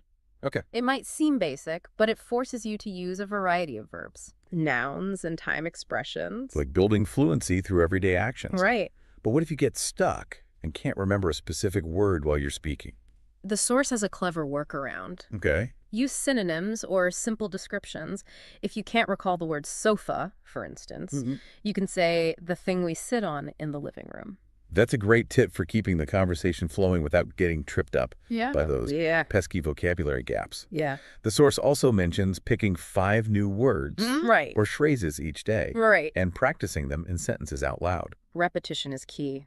By using those words and phrases in context and speaking them aloud, you're solidifying them in your memory and making them part of your active vocabulary. So we've talked about listening, pronunciation, and even ways to build vocabulary through speaking itself. Yes. But how do we actually put it all together and get out there and practice? Right. I know this is a big part of what the source material emphasizes. This is where the rubber meets the road. The source is crystal clear. Practice is the key to fluency. And it stresses that making mistakes is not something to fear, but a natural part of the process. That's a message I think a lot of learners need to hear. Right. It's easy to get stuck in that fear of making mistakes. Absolutely. What are some of the specific ways the source material suggests for getting over that fear? Well, one thing it really emphasizes is embracing those mistakes as learning opportunities. Okay. Instead of beating yourself up, try to see them as stepping stones on your path to fluency. I love that shift in perspective. Yeah. It's about taking the pressure off and allowing yourself to learn and grow without judgment. Exactly. What are some practical ways to get that all-important practice? Joining conversation groups, either online or in person, is a great way to immerse yourself in an English-speaking environment. Okay. There are platforms like italki and HelloTalk for online conversations, and plenty of local English meetups if you prefer face-to-face interactions. And those are fantastic options for connecting with other learners. Yes. And practicing in a supportive setting. But the source material doesn't stop there. Right. It even suggests talking to yourself. It might seem a little strange at first, Yeah. but it's a surprisingly effective way to get comfortable speaking without overthinking. Okay. You can narrate your daily actions, practice different scenarios, or even have imaginary conversations in English. It's like giving yourself a personal English lesson anytime, anywhere. Exactly. And then there's the idea of recording yourself speaking, Right. which can be a bit daunting, but so incredibly helpful. It's like having your own personal speech coach. Okay. By listening back to yourself, Yeah. you can identify areas where you might be unconsciously making errors or where you can improve your clarity. It helps you become more aware of your own speaking habits. I found that recording myself is especially helpful for working on pronunciation and intonation. Yes. You can really hear those subtle nuances that you might not notice when you're just speaking in the moment. Exactly. And the source material reminds us that the goal isn't to sound exactly like a native speaker, but to develop clear and confident communication skills. Okay. It's about expressing yourself effectively, regardless of your accent. It's about embracing your own unique voice and using it to connect with others. Exact. And speaking of embracing your journey, one of the key pieces of advice that stood out to me was the importance of setting realistic goals. This is so important for staying motivated and avoiding burnout. Language learning is a process, and it takes time. Yeah. Instead of trying to achieve fluency overnight, the source material encourages you to break down your goals into smaller, more manageable steps. It's about celebrating those small victories along the way, rather than getting overwhelmed by the big picture. Exactly. What are some practical ways to set those realistic goals and track your progress? The source material suggests keeping a progress journal, which can be a powerful tool for self-reflection and motivation. You can use it to track your practice sessions, note down new words and phrases you've learned, and reflect on the challenges and successes you've encountered. I love the idea of having a tangible record of your progress. Yes. It's a way to acknowledge all the effort you're putting in and to see how far you've come, especially on those days when you might feel discouraged. Exactly. It's like a visual reminder that you are, in fact, moving forward, even if it feels slow at times. And it can be really motivating to look back and see all the milestones you've reached along the way. It's a great way to stay focused on the big picture, that you are making progress towards your goal of speaking English more fluently. Absolutely. And I think one of the key themes that emerges from the source material is that it's not just about the destination, it's about enjoying the journey. Absolutely. It's about finding joy in the process of learning. Yes. Exploring the nuances of the language and connecting with others. It's about embracing the challenges and celebrating the successes along the way. What stands out to you as the most surprising or insightful piece of advice? You know, I think what resonated most with me is the emphasis on self-compassion. It's about being kind to yourself, acknowledging your progress, and understanding that mistakes are an inevitable part of the learning process. Right. It's about shifting from a mindset of self-criticism to one of self-encouragement. That's such a powerful message, and I think it's something that applies to so much more than just language learning. Yeah. It's about embracing a growth mindset in all areas of our life. Absolutely. And the source material really drives that point home. Okay. It's not about striving for perfection, but about embracing the journey of learning and growing step by step. It's about celebrating those moments of discovery, those aha moments when a new concept clicks, or a tricky pronunciation finally falls into place. And those moments are what make the journey so rewarding. Right. It's like you're constantly uncovering new layers of the language and discovering new ways to express yourself. It's about recognizing that fluency isn't a fixed endpoint, but a continuous process of exploration and discovery. And that's what makes it so exciting. It's about seeing language learning as an adventure, a chance to expand your horizons and connect with the world in new and meaningful ways. Exactly. It's about opening yourself up to new experiences, new cultures, and new ways of thinking. And speaking of new perspective, the source material doesn't shy away from the importance of understanding your own learning style. It's about recognizing that there's no one-size-fits-all approach to language learning. Exactly. What works for one person might not work for another. So how does the source material guide learners in finding their own personalized approach? It encourages experimentation. Okay. It's about trying different techniques, exploring different resources, and seeing what resonates with you. Yeah. It's about becoming an active participant in your own learning process. Okay. And taking ownership of your journey. It's like being a scientist in your own language lab. That's exactly. You get to test out different hypotheses, gather data, and refine your approach. Yes. Based on what you discover. Yeah. And the source material provides a rich toolbox. Right. Of techniques and strategies to experiment with. Precisely. It's not about following a rigid set of rules, but about finding what works best for you and adapting those techniques to fit your individual learning style and goals. It's about becoming the architect of your own fluency journey. Exactly. And one of the key principles that the source material emphasizes is the importance of consistency. This is so crucial. Right. It's not about cramming in a few hours of practice right before a big presentation or exam. Okay. It's about making English a part of your daily routine, even if it's just for a few minutes each day. It's about building those small, consistent habits. Yes. That over time lead to significant progress. And just like with physical exercise, consistency is key to seeing results. Right. The source material encourages you to find ways to integrate English into your daily life, whether it's listening to podcasts while you commute, reading English articles during your lunch break, or practicing speaking with a language partner online. It's about making English a natural part of your day rather than something you have to force yourself to do. Exactly. And speaking of making English a part of your life, I think one of the most important takeaways from the source material is that the ultimate goal isn't perfection. It's about communication. That's such a liberating message. Yeah. It's about releasing the pressure to sound exactly like a native speaker and focusing on the joy of connecting with others. Right. Sharing your ideas and expressing yourself confidently. It's about using language as a bridge to connect with people from different cultures. Yes. To expand your horizons and to enrich your life. Exactly. So as we move into the final part of our deep dive, I'm curious, what's one specific action you can take today to integrate some of these insights into your own learning process? That's a great question to ponder as we wrap up this part of our conversation. Absolutely. Remember, the path to fluency is unique for everyone. Experiment with these tips. Find what works best for you. Yeah. And most importantly, enjoy the journey. Exactly. You know, one thing that really stands out in the source material is the emphasis on mindset. It's not just about the technical aspects of speaking, but about developing the confidence to actually use the language. It's like having all the tools and techniques, but then hesitating to pick them up and actually build something. Exactly. What are some of the mental barriers that the source material addresses when it comes to speaking English? One of the biggest hurdles, and I think we've all experienced this, is the fear of making mistakes. It can be paralyzing, holding you back from speaking up, even when you know you have something to say. Absolutely. It's like this internal critic constantly whispering doubts in your ear. Yes. How does the source material suggest dealing with that inner critic? It encourages you to reframe mistakes as valuable learning opportunities. Right. Instead of seeing them as failures, view them as stepping stones on your path to fluency. I see. Each mistake is a chance to learn, adjust, and improve.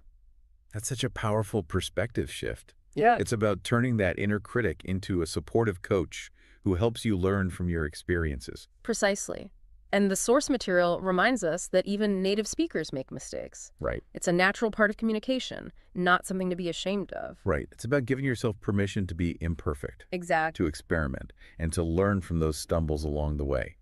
The source material also talks about the importance of getting feedback from others, which could be a bit nerve-wracking. Feedback is crucial for growth, but it can feel vulnerable to put yourself out there and ask for critique. Yeah. The key, as the source suggests, is to find people who are supportive and encouraging. Okay. Look for those who can provide constructive criticism in a helpful and positive way. It's like finding those cheerleaders who are rooting for you to succeed. Yes. While also offering gentle guidance along the way. Exactly. And speaking of finding the right support system, I love how the source material emphasizes the benefits of joining conversation groups. Right. Both online and in person. Conversation groups are a fantastic way to immerse yourself in an English-speaking environment and practice your skills in a safe and supportive setting. You can connect with other learners who are going through the same journey, share tips, and encourage each other. It's like creating your own little English-speaking community. Right. And you don't even have to leave your house to practice. And I think one of the key themes that emerges from the source material is that it's not just about the destination, it's about enjoying the journey. Absolutely. It's about finding joy in the process of learning. Yes. Exploring the nuances of the language and connecting with others. It's about embracing the challenges and celebrating the successes along the way. What stands out to you as the most surprising or insightful piece of advice from the source material so far? You know, I think what resonated most with me is the emphasis on self-compassion. Okay. It's about being kind to yourself, acknowledging your progress, and understanding that mistakes are an inevitable part of the learning process. It's about shifting from a mindset of self-criticism to one of self-encouragement. That's such a powerful message. And I think it's something that applies to so much more than just language learning. Right. It's about embracing a growth mindset in all areas of our lives. And the source material really drives that point home. Yeah. It's not about striving for perfection, Okay. but about embracing the journey of learning and growing step by step. It's about celebrating those moments of discovery, those aha moments when a new concept clicks or a tricky pronunciation finally falls into place. And those moments are what make the journey so rewarding. Exactly. It's like you're constantly uncovering new layers of the language and discovering new ways to express yourself. It's about recognizing that fluency isn't a fixed endpoint, but a continuous process of exploration and discovery. And that's what makes it so exciting. It's about seeing language learning as an adventure, a chance to expand your horizons and connect with the world in new and meaningful ways. Exactly. It's about opening yourself up to new experiences, new cultures, and new ways of thinking. And speaking of new perspectives, the source material doesn't shy away from the importance of understanding your own learning style. It's about recognizing that there's no one-size-fits-all approach to language learning. What works for one person might not work for another. Exactly. So how does the source material guide learners in finding their own personalized approach? It encourages experimentation. It's about trying different techniques, exploring different resources, and seeing what resonates with you. It's about becoming an active participant in your own learning process and taking ownership of your journey. It's like being a scientist in your own language lab. You get to test out different hypotheses, gather data, and refine your approach. Exactly. Based on what you discover. And the source material provides a rich toolbox of techniques and strategies to experiment with. Precisely. It's not about following a rigid set of rules, but about finding what works best for you and adapting those techniques to fit your individual learning style and goals. It's about becoming the architect of your own fluency journey. Exactly. And one of the key principles that the source material emphasizes is the importance of consistency. This is so crucial. It's not about cramming in a few hours of practice right before a big presentation or exam. It's about making English a part of your daily routine, even if it's just for a few minutes each day. It's about building those small, consistent habits that over time lead to significant progress. And just like with physical exercise, consistency is key to seeing results. The source material encourages you to find ways to integrate English into your daily life, whether it's listening to podcasts while you commute, reading English articles during your lunch break, or practicing speaking with a language partner online. It's about making English a natural part of your day rather than something you have to force yourself to do. Exactly. And speaking of making English a part of your life, I think one of the most important takeaways from the source material is that the ultimate goal isn't perfection. It's about communication. That's such a liberating message. Yeah. It's about releasing the pressure to sound exactly like a native speaker and focusing on the joy of connecting with others, sharing your ideas, and expressing yourself confidently. It's about using language as a bridge to connect with people from different cultures, to expand your horizons and to enrich your life. Exactly. So as we move into the final part of our deep dive, I'm curious, what's one specific action you can take today to integrate some of these insights into your own learning process? That's a great question to ponder as we wrap up this part of our conversation. Remember, the path to fluency is unique for everyone. Experiment with these tips. Find what works best for you and, most importantly, enjoy the journey. Absolutely. It's amazing how the source material manages to weave together all this practical advice with really inspiring messages about mindset and self-belief. Like, it's giving you the tools and the pep talk to actually use them. What's fascinating is how it goes beyond just speaking, and dives into this interconnectedness of all the language skills, listening, reading, and even writing. It shows how they all work together to support fluency. That makes so much sense. Yeah. I think we often compartmentalize these skills, but they really do build on each other. Yeah. So how does the source material suggest leveraging these other skills to boost speaking fluency? Well, it circles back to what we talked about earlier about listening being the foundation, By actively listening to native speakers through podcasts, movies, anything, you're absorbing that natural rhythm, intonation, and phrasing of English. It's like training your ear to recognize the patterns of the language.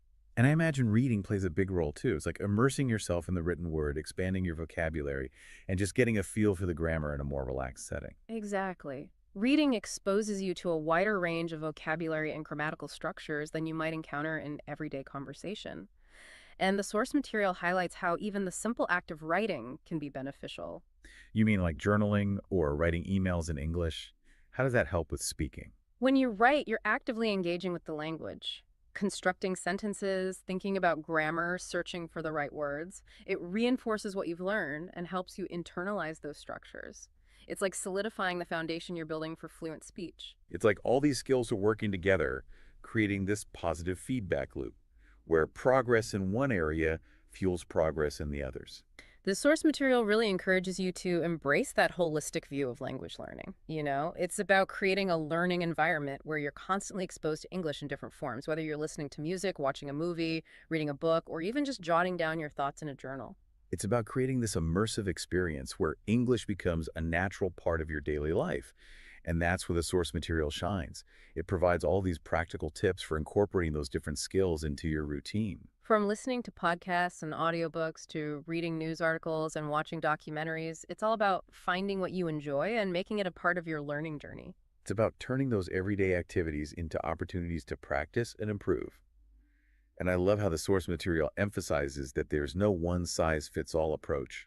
Absolutely. It encourages you to become an active participant in your learning, to experiment with different techniques, and to discover what works best for you. It's about taking ownership of your journey and creating a personalized learning plan. It's about becoming the CEO of your own fluency journey. I think one of the most empowering messages from the source material is this reminder that fluency isn't a destination, it's a journey. It's about embracing the process, enjoying the challenges, and celebrating the progress you make along the way. It's about recognizing that mistakes are a natural part of learning and using them as opportunities to grow. It's about shifting from a mindset of perfectionism to one of continuous improvement.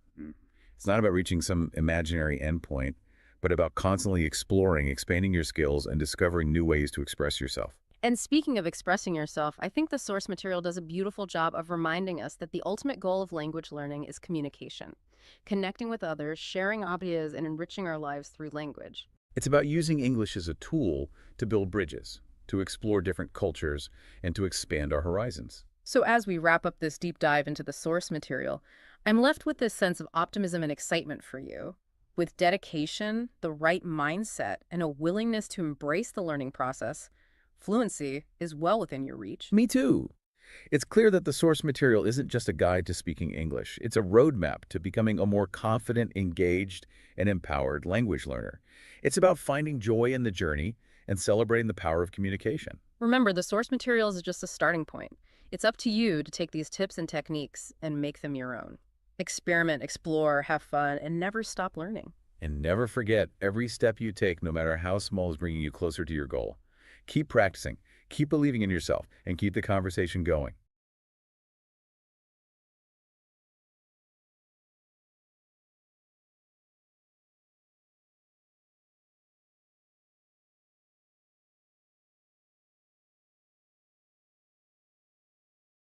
All right, welcome to your personalized deep dive. You want to learn English faster? Well, get this. Our source material is a podcast script about learning English. Whoa, that's meta. Right. It's like we're unlocking the secrets from a source that's actually using the techniques. Get ready for some surprising tips. This goes way beyond the usual advice. Yeah, it's like a masterclass, but hidden right in plain sight. Exactly. So let's just jump right in.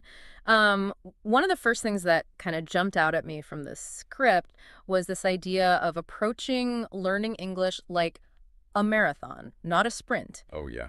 What do you think? Is that mindset like really that crucial? I think it's absolutely fundamental. Yeah. The script uses that analogy, the marathon one, to really highlight that language acquisition.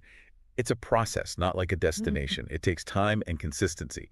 Much like training for a marathon, you wouldn't expect to run 26 miles on your first try. No, definitely not. But I can already hear our listener thinking, okay, marathon, got it. But where do I even find the time Right. for a daily workout with my already packed schedule? That's where the beauty of this approach comes in. The script really emphasizes that even just like 10 to 15 minutes a day can make a huge difference. Okay. Think about it. You can squeeze in like a quick vocabulary review while you're waiting for your coffee. Oh, yeah. Listen to an English podcast during your commute, or even read a news article before bed. Little things like that. Okay, those are some great realistic suggestions because I think a lot of people get intimidated by the thought of having to do these like massive study sessions. Right, every day. Yeah, but this makes it feel so much more achievable. Okay, now here's where things get really interesting. The script talks about learning to think in English. Yeah. Now, to be honest, that sounds kind of daunting, doesn't it? It might seem that way initially, but it's honestly one of the most powerful techniques you can master. And the script points out that when you're constantly translating, in your head, oh, yeah, it creates this mental lag that just really slows you down. I can see that. Like your brain is playing catch up all the time. Exactly. But when you start thinking directly in English, you actually bypass that translation step. And so your fluency, it naturally starts to improve. The script even gives some concrete techniques to help with this. For example, just try naming everyday objects around you, but in English. Ooh, I like that. I'm looking around my studio right now. Microphone, water bottle, headphones. It feels a bit silly, but I can see how it would train your brain to make that connection automatically. And that's the key, right? Another technique the script mentions is narrating your actions in English. So, I'm walking to the kitchen. Oh, yeah? I'm opening the fridge. I'm pouring myself a glass of water. It might feel strange at first, but trust me, it really does work. Okay, I'm definitely trying that one later. Okay, so this next tip surprised me a bit. The script argues that vocabulary is actually more important than grammar. Oh, interesting. At least initially. Why do you think that kind of goes against what so many language learners believe? I think it's because so often we're taught to focus on grammar rules and perfect sentence structure from the get-go. But the reality is that communication is about conveying meaning. And if you remember, like the Pareto principle, the 80-20 rule, yeah, well, it applies here too. In language learning, focusing on the most frequent words first, it allows you to understand and be understood in a wide range of situations, even with imperfect grammar. That makes so much sense. The script actually uses a great analogy for this. It says, if you're starving and you only know the word sandwich, okay, you can still just point at it and be like, sandwich. And probably get what you need. Exactly. Basic communication, even with limited vocabulary, trumps perfect grammar, especially in the early stages. So what are some practical tips from the script on how to build that vocabulary quickly? Well, flashcards are classic for a reason. And there are tons of apps out there like Duolingo or Anki that make the process more engaging. Personally, I love the idea of labeling objects around your house with their English names. Oh, it's like turning your entire home into a giant vocabulary builder. Oh, that's brilliant. And speaking of immersive learning, the script also talks about the power of embracing English media. This is where things get really fun, right? Oh, absolutely. The beauty of this approach is that there's something for everyone. Whether you're into movies, TV shows, YouTube videos, podcasts, music, even video games. Oh, wow. You can learn while you're actually doing something that you enjoy. Oh, I can already see our listener scrolling through Netflix, trying to decide what show to start with. Yeah. Maybe something light and relatable like Friends or The Office, or perhaps a documentary on a topic they're, passionate about. The possibilities really are endless. The reason this works so well is that it exposes you to natural language, the way native speakers actually talk. Yeah. You pick up on the rhythm, the pronunciation, the idioms, all those nuances that textbooks often miss. The script suggests a clever progression. Start with subtitles in your native language, then switch to English subtitles, and eventually just ditch the subtitles altogether. It's like the step-by-step plan to fluency. Exactly. And don't underestimate the power of those small wins.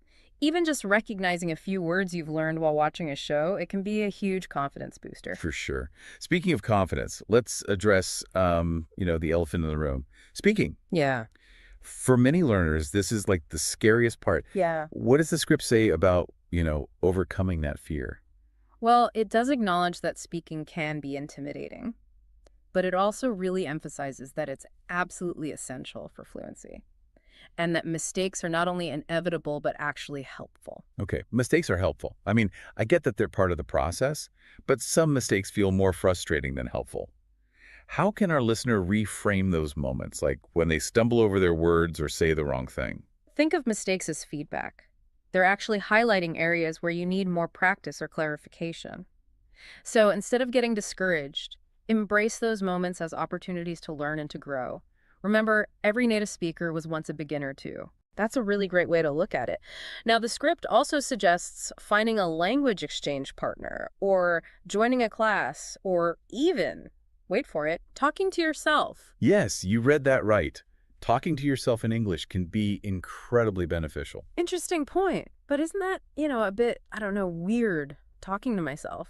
It might feel strange at first, but think about it. It's this judgment-free zone where you can practice pronunciation, try out new phrases, and just get comfortable with the sound of your own voice in English. Okay, I'm starting to see the appeal. Imagine me standing in front of the mirror. Hello, me. Yeah. How are you today? Feeling good, ready to rock this English learning thing. There you go. Maybe I'll even start doing my entire pre-show routine in English. There you go. And you can even use self-talk to rehearse specific situations, like ordering food at a restaurant or asking for directions. You'll be amazed at how much more confident you'll feel when you encounter those situations in real life. Oh, I love that. It's like giving yourself a private English lesson anytime, anywhere. I love that. It's like giving yourself a private English lesson anytime, anywhere. Okay, moving on, the script also highlights the importance of writing for solidifying your English skills. And this is pretty meta, considering we're analyzing a podcast script right now. It is, isn't it? The act of writing forces you to slow down, think carefully about your word choices, and really pay attention to grammar and sentence structure. It's a fantastic way to internalize the language. It's true. When you're speaking, it's so easy to fall back on familiar phrases and habits. Right. But when you're writing, you have to be more deliberate and precise. Yeah. What specific writing activities does the script recommend? Well, journaling is a great option. It allows you to express your thoughts and feelings freely without the pressure of an audience. And here's a fun one. The script suggests texting yourself in English. Texting myself. Okay, I'll admit I'm intrigued. Is that really a thing? It is. And it's surprisingly effective. It's a low-pressure way to practice using the language in a casual, everyday context. Plus, there's a psychological element at play. When you see yourself using English in your own text messages, it reinforces your identity as an English speaker. That's fascinating. It's like tricking your brain into believing you're already fluent. I like it. Now, there's another tip in this script that I think will resonate with anyone who's ever felt like their English sounds a bit robotic. You're referring to the emphasis on learning phrases, not just isolated words. It's a subtle shift, but it has a huge impact on how natural and fluent you sound. Yes. It's like the difference between reading a list of ingredients and savoring a delicious, well-prepared dish. Right. One is just a collection of parts, while the other is a complete and satisfying experience. Exactly. Learning phrases helps you internalize the natural rhythm and flow of the language. Instead of piecing together individual words, you're able to express yourself more smoothly and confidently. And I imagine that increased fluency also, boosts your confidence in social situations. Absolutely. When you can effortlessly string together phrases and express yourself clearly, you just feel more comfortable and at ease in conversations. It's like you've unlocked a secret code to navigate the world of English speakers with ease. It's like suddenly you're not just speaking English, you're actually communicating and connecting with people. That's what it's all about, right? Precisely. And that brings us back to a crucial point that the script emphasizes throughout: the importance of patience and celebrating your wins, no matter how small they may seem. Yes. It's so easy to get caught up in the "I'm not there yet" mentality, but it's crucial to acknowledge how far you've come. What might a small win look like for our listener? It could be anything from understanding a song lyric without having to look up the words, to having a short conversation with a native speaker without feeling completely lost. Yeah. It could even be as simple as using a new phrase correctly in a text message. Those are all great examples, and it's so important to celebrate those wins no matter how small they seem. It keeps you motivated and reinforces the idea that progress is happening even if it's not always visible. I couldn't agree more. Learning a language is a journey, and every step forward, no matter how small, is a victory worth celebrating. Remember that feeling of accomplishment when you reach a milestone on a long hike? Oh, yeah. You pause, you take in the view, and you appreciate how far you've come. It's the same with language learning.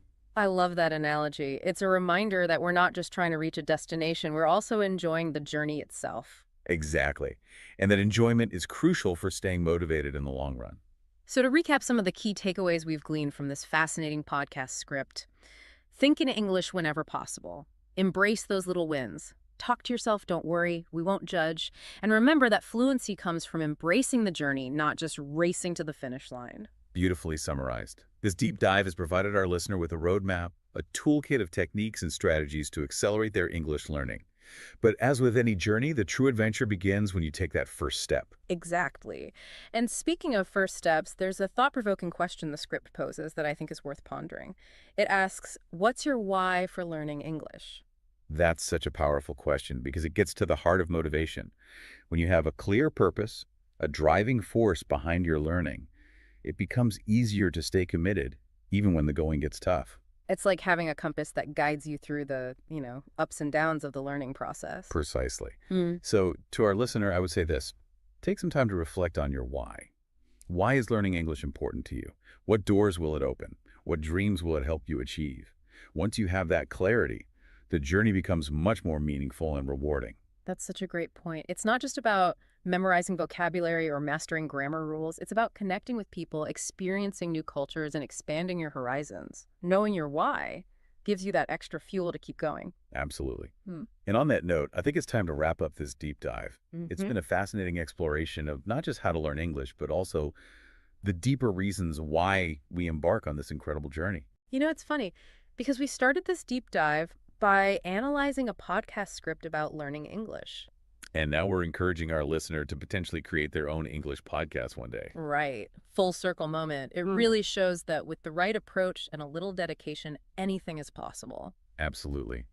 This deep dive has not only been about, practical tips for learning English, but also about embracing the transformative power of language itself. I think that's a beautiful way to put it. We've given our listener a glimpse into a world of possibilities that opens up when you learn a new language. And most importantly, we've equipped them with the tools and the mindset to confidently navigate that world. So to our listener, we say this.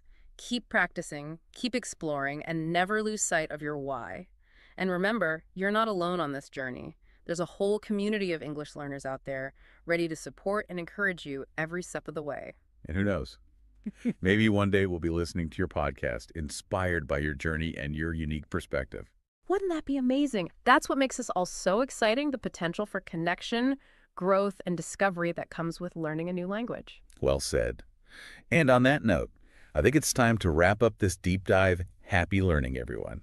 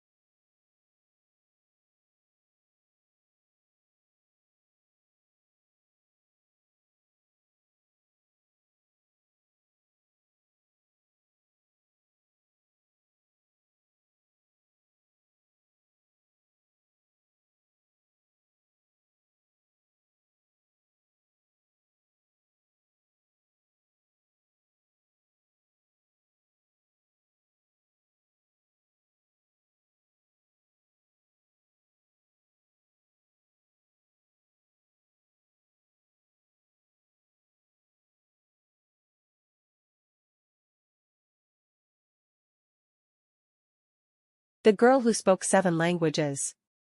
Part 1. Maria was 8 years old when she said her first word in a language that wasn't her own. It was an accident. A tourist dropped his wallet outside her apartment building in Lisbon. She picked it up, ran after him, and without thinking, without even knowing why, she said, Monsieur, vous avez oublié quelque chose. The man stopped, turned around, stared at her. How does a child in Lisbon speak perfect French? He asked. Maria didn't know the answer.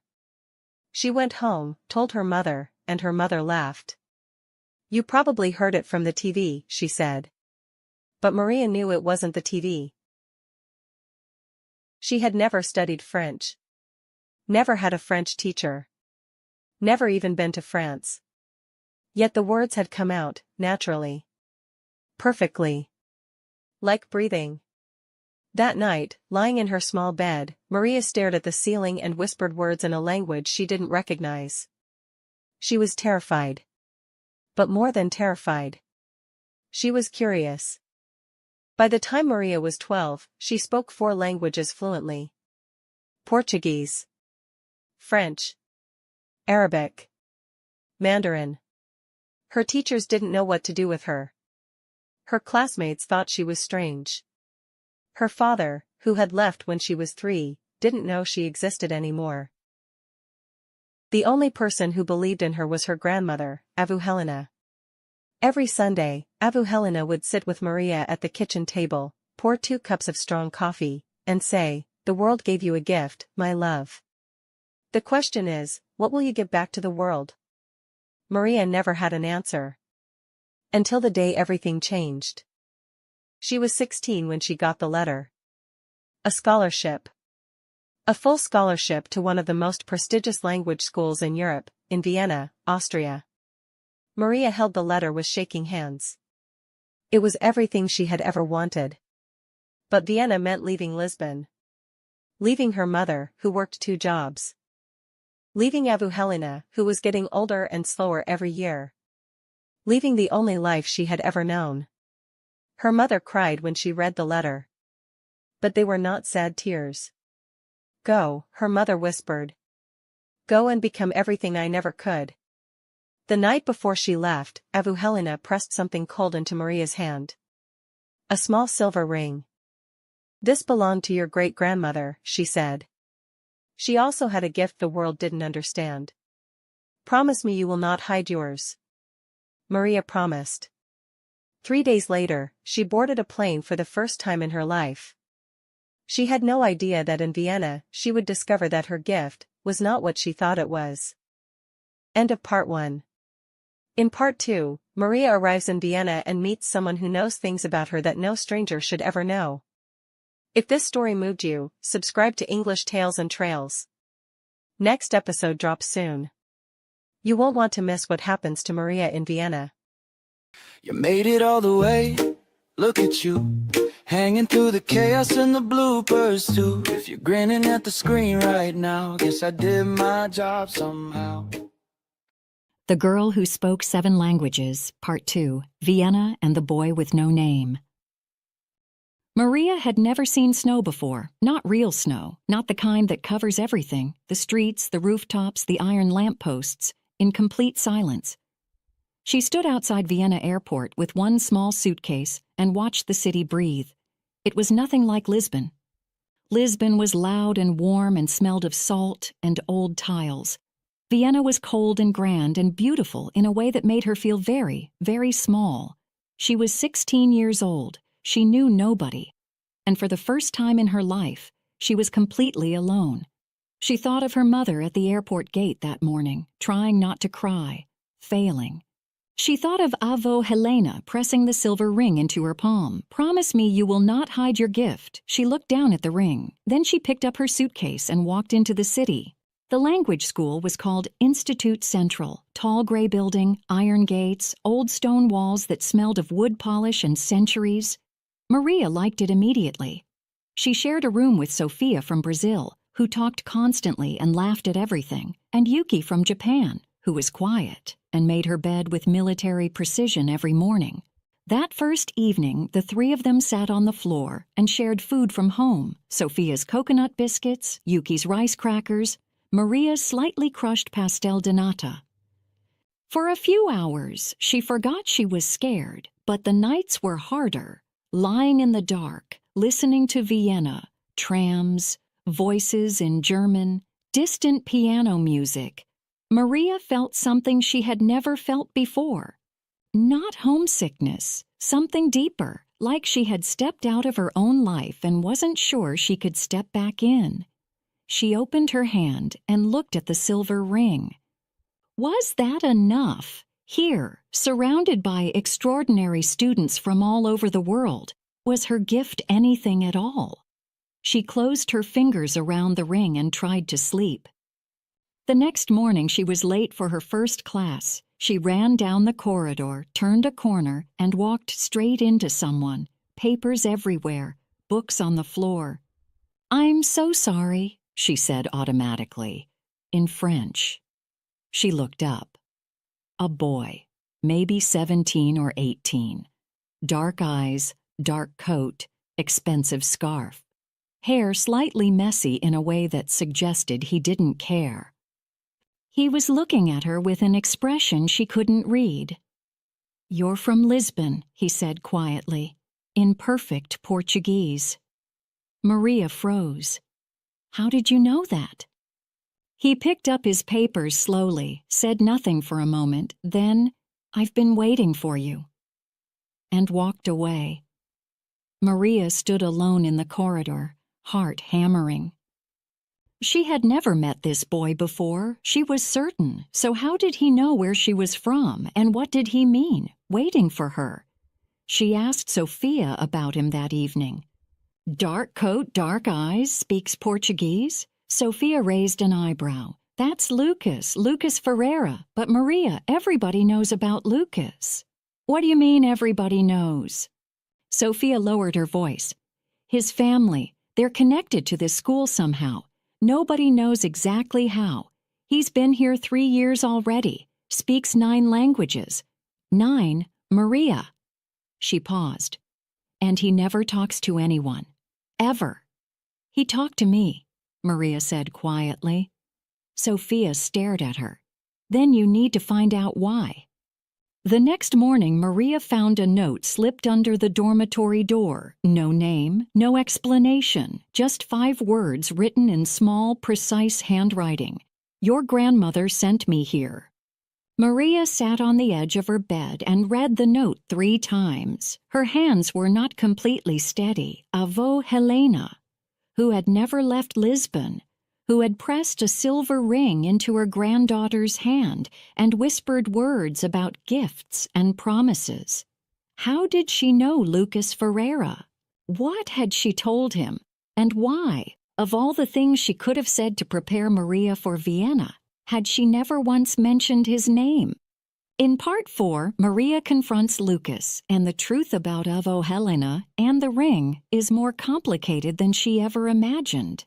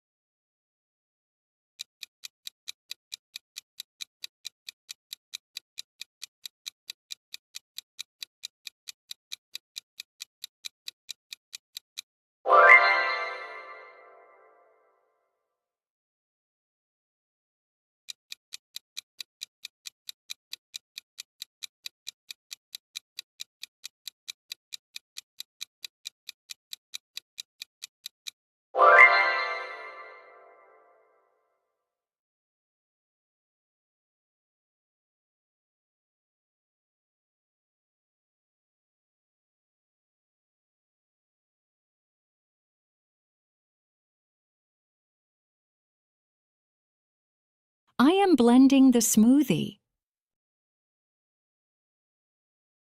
I am blending the smoothie. I am mixing the butter. I am mixing the butter. I am rolling the dough. I am rolling the dough. I am frying the eggs. I am frying the eggs. I am grating the cheese. I am grating the cheese. I am squeezing the lemon. I am squeezing the lemon. I am pouring the milk. I am pouring the milk. I am seasoning the meat. I am seasoning the meat. I am mashing the potatoes. I am mashing the potatoes. I am stirring the potatoes. I am stirring the potatoes. I am chopping the onions. I am chopping the onions. I am grilling the chicken. I am grilling the chicken. I am washing the vegetables. I am washing the vegetables. I am slicing the bread. I am slicing the bread. I am tasting the sauce. I am tasting the sauce. I am simmering the stew. I am simmering the stew. I am marinating the chicken. I am marinating the chicken. I am sautéing the mushrooms. I am sautéing the mushrooms. I am whisking the eggs. I am whisking the eggs. I am baking the cake. I am baking the cake. I am steaming the fish. I am steaming the fish. I'm roasting the vegetables. I'm roasting the vegetables. I am toasting the bread. I am toasting the bread. I am caramelizing the onions. I am caramelizing the onions. I am stuffing the peppers. I am stuffing the peppers. I am garnishing the plate. I am garnishing the plate. I am draining the pasta. I am draining the pasta. I am kneading the dough. I am kneading the dough.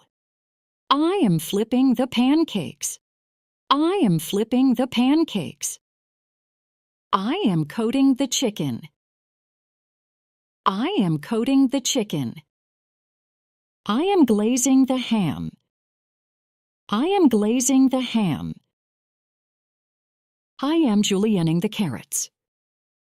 I am julienning the carrots. I am skimming the soup. I am skimming the soup. I am dicing the tomatoes. I am dicing the tomatoes.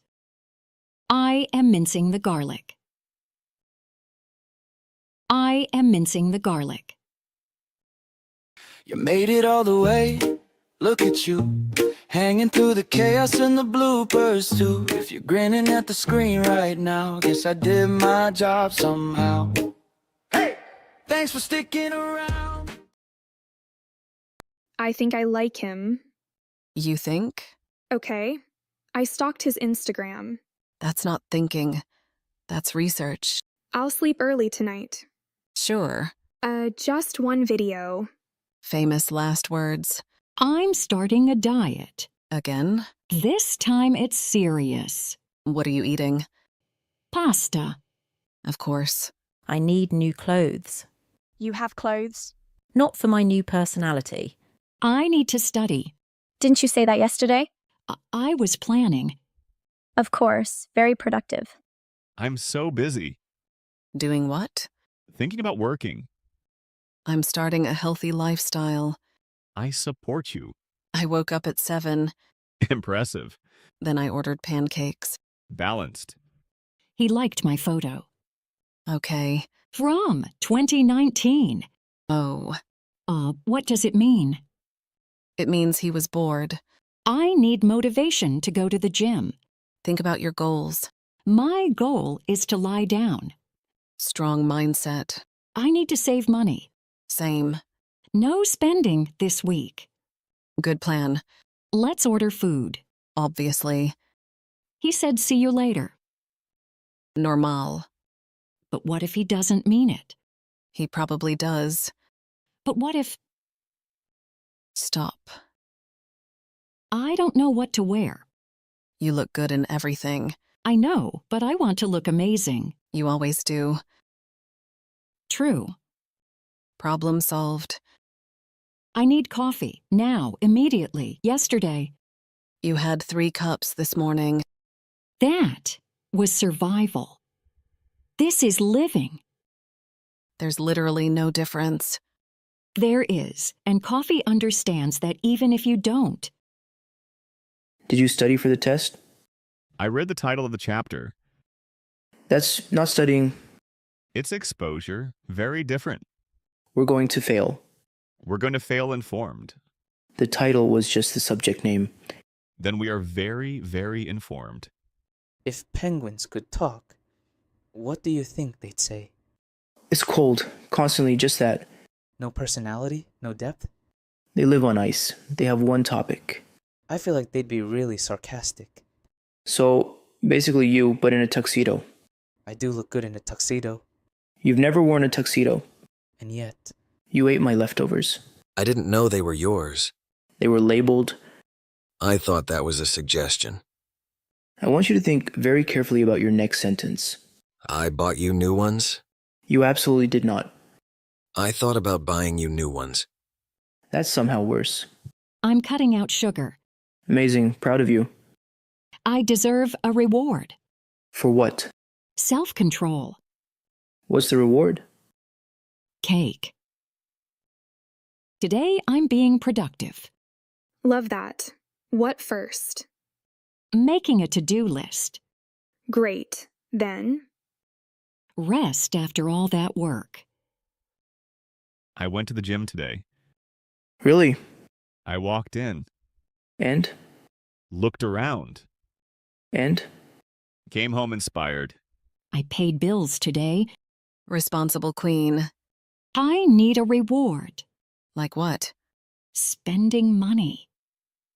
You made it all the way, look at you, hanging through the chaos and the bloopers too. If you're grinning at the screen right now, guess I did my job somehow.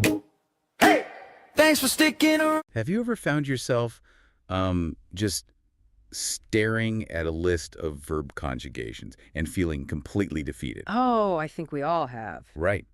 You look at these words and you're trying to force them into your brain through like sheer willpower. And meanwhile, you watch someone else magically absorb the exact same language like a sponge. Yeah, they hear a word once and they just know it. They don't even seem to be trying. It feels incredibly unfair. It really is a universally frustrating experience. You sit there watching that person and naturally start to wonder, do they have a secret? Exactly. Like, do they study differently? Or do they just have a fundamentally different kind of brain than the rest of us? Well, that's exactly what we're looking at today. Yeah. Today's deep dive is all about the hard science of the polyglot brain. We want to find out if those people actually have a genetic superpower or if, the rest of us are just approaching this the wrong way. We've got a fantastic stack of research covering biology, age, memory, and psychology. And, hey, if you are listening to this right now, you are actively learning English. So we are going to keep the science clear, break down any complex jargon, and really figure out the mechanics of how your brain is actually processing this language. The overarching theme in the research is understanding what is hardwired into your biology versus what you can actually control. I honestly look at language learning a lot like a physical workout. Some people are undeniably born with a genetic head start, right? Oh, definitely. Like having naturally long legs for running. Yeah. Or a specific muscle fiber type that makes lifting heavy weights easier. But having those genetic gifts doesn't mean you just wake up one day and run a marathon. No, you still have to put in the reps. Exactly. The goal today is to figure out your own baseline so you know how to train effectively. Right. And if we start with that baseline, the genetic head start, we have to look closely at the biological blueprint. Because the research shows that, yes, some brains are physically wired to process language more efficiently right from birth. Wait, so if someone has this natural wiring, are they just magically fluent without trying? Like, what is the actual physical difference inside their head? Well, it comes down to a few factors, but a major one is the FOXP2 gene.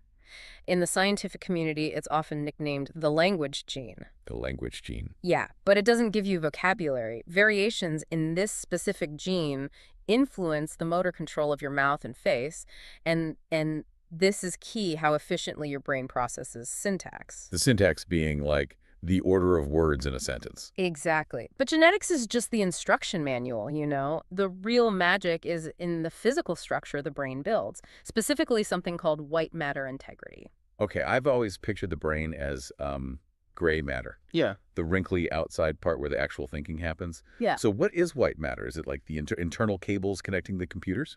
That's actually a highly accurate way to look at it. The gray matter is the processing center, and the white matter consists of millions of nerve fibers transmitting signals across different regions. So it's the network. Right. And a fascinating study in the Journal of Neuroscience looked at a very specific bundle of these cables called the arcuate fasciculus. That's quite a name. It is. It's basically the superhighway connecting the frontal lobe where you produce speech and the temporal lobe where you comprehend sounds. Oh, wow. And what did they find out about this superhighway? They found that the physical strength and insulation of these specific cables can actually predict how fast someone learns new words. Insulation, like on a wire. Exactly like that. In biology, nerve fibers are coated in a fatty substance called myelin. It acts just like the rubber insulation around an electrical wire. The thicker the myelin, the faster the signal travels without leaking energy. Ah, I see. So people with higher white matter integrity have exceptionally well-insulated cables in their language centers. The data just moves incredibly fast. So thicker, more insulated cables mean the information travels faster from the hearing part of the brain to the speaking part? Right. And it explains some extreme historical cases. Like, consider Emil Krebs. He was a German diplomat from the early 20th century, and he reportedly spoke 68 different languages fluently. Wait, 68? That goes way beyond a hobby. That's a completely different level of human capability. It really is. And after he died, scientists actually preserved his brain to see if they could find out why. Really? Did they find anything? They did. Decades later, they analyzed it and discovered that Broca's area, that's the specific region in the frontal lobe responsible for speech production, had a completely unique cellular architecture. You mean it was physically different? Yes. The neurons were packed and arranged in a way that is significantly different from the average human brain. His physical hardware was quite literally built differently. Okay, let's unpack this for a second. If Emil Krebs had a biologically unique brain, doesn't that prove fluency is just a genetic lottery? Not necessarily. Because why should anyone bother putting in hours of study if they don't have this mutant Broca's area or super insulated white matter cables? Am I just doomed to struggle forever? No, not at all. That's the danger of looking only at the extremes. Biology is just the starting line. It dictates the initial speed of the signal, but it does not dictate your final destination. So normal brains can still get there. Absolutely. Millions of people achieve total fluency in a second or third language with completely average normal brain architecture. It just means the route your brain takes to get there might require more conscious effort initially. Okay, so Krebs had the permanent physical hardware. But what about time? Because if biology is fixed, you still see wildly different results based on age. Oh, age is a huge factor. Right. You see immigrant families move to a new country. The parents might study and work for decades, but they keep a heavy accent and struggle with grammar. Meanwhile, their 7-year-old child picks up the language in a few months and sounds like a native speaker. It's a classic example. If biology is the main factor, why does the parent's brain fail where the child succeeds? Well, it's because the physical structure of the brain changes dramatically over time. This brings us to the concept of the critical period and brain plasticity. Plasticity meaning flexibility. Exactly. During childhood, the human brain is highly plastic. It's actively building its map of the world, just growing connections wildly. But obviously we don't keep that flexibility forever. We don't, because it's highly inefficient. The brain consumes a massive amount of energy, and eventually it needs to optimize. And it does this through a mechanism called synaptic pruning. Synaptic pruning. I read about this in the notes. Is it basically like a gardener trimming a tree? Yeah, that's a perfect analogy. Because if a tree has hundreds of tiny, weak branches, it can't grow very tall. So the gardener cuts off the smaller, unused branches, which forces all the water and nutrients into the main branches, making them much stronger. Yes. The brain prunes away neural pathways it isn't using so it can strengthen the ones it relies on every day. So how does that affect language? Well, babies are born with the ability to distinguish every single sound or phone in every human language. But by the time you're a toddler, your brain realizes, oh, I'm only hearing English, or I'm only hearing Spanish. Ah, I see where this is going. Right. It prunes away the ability to hear the foreign sounds you don't need, so you can become an absolute expert at your native tongue. So specializing in our first language physically remove the pathways we would use to easily learn a second one. That totally explains why adults struggle to even hear the difference between certain foreign vowels. The branches are gone. The branches are gone, and the remaining pathways are heavily reinforced. And researchers have actually pinpointed exactly when this window closes. Oh, really? When is it? There was a massive study conducted by MIT, published in the journal Cognition.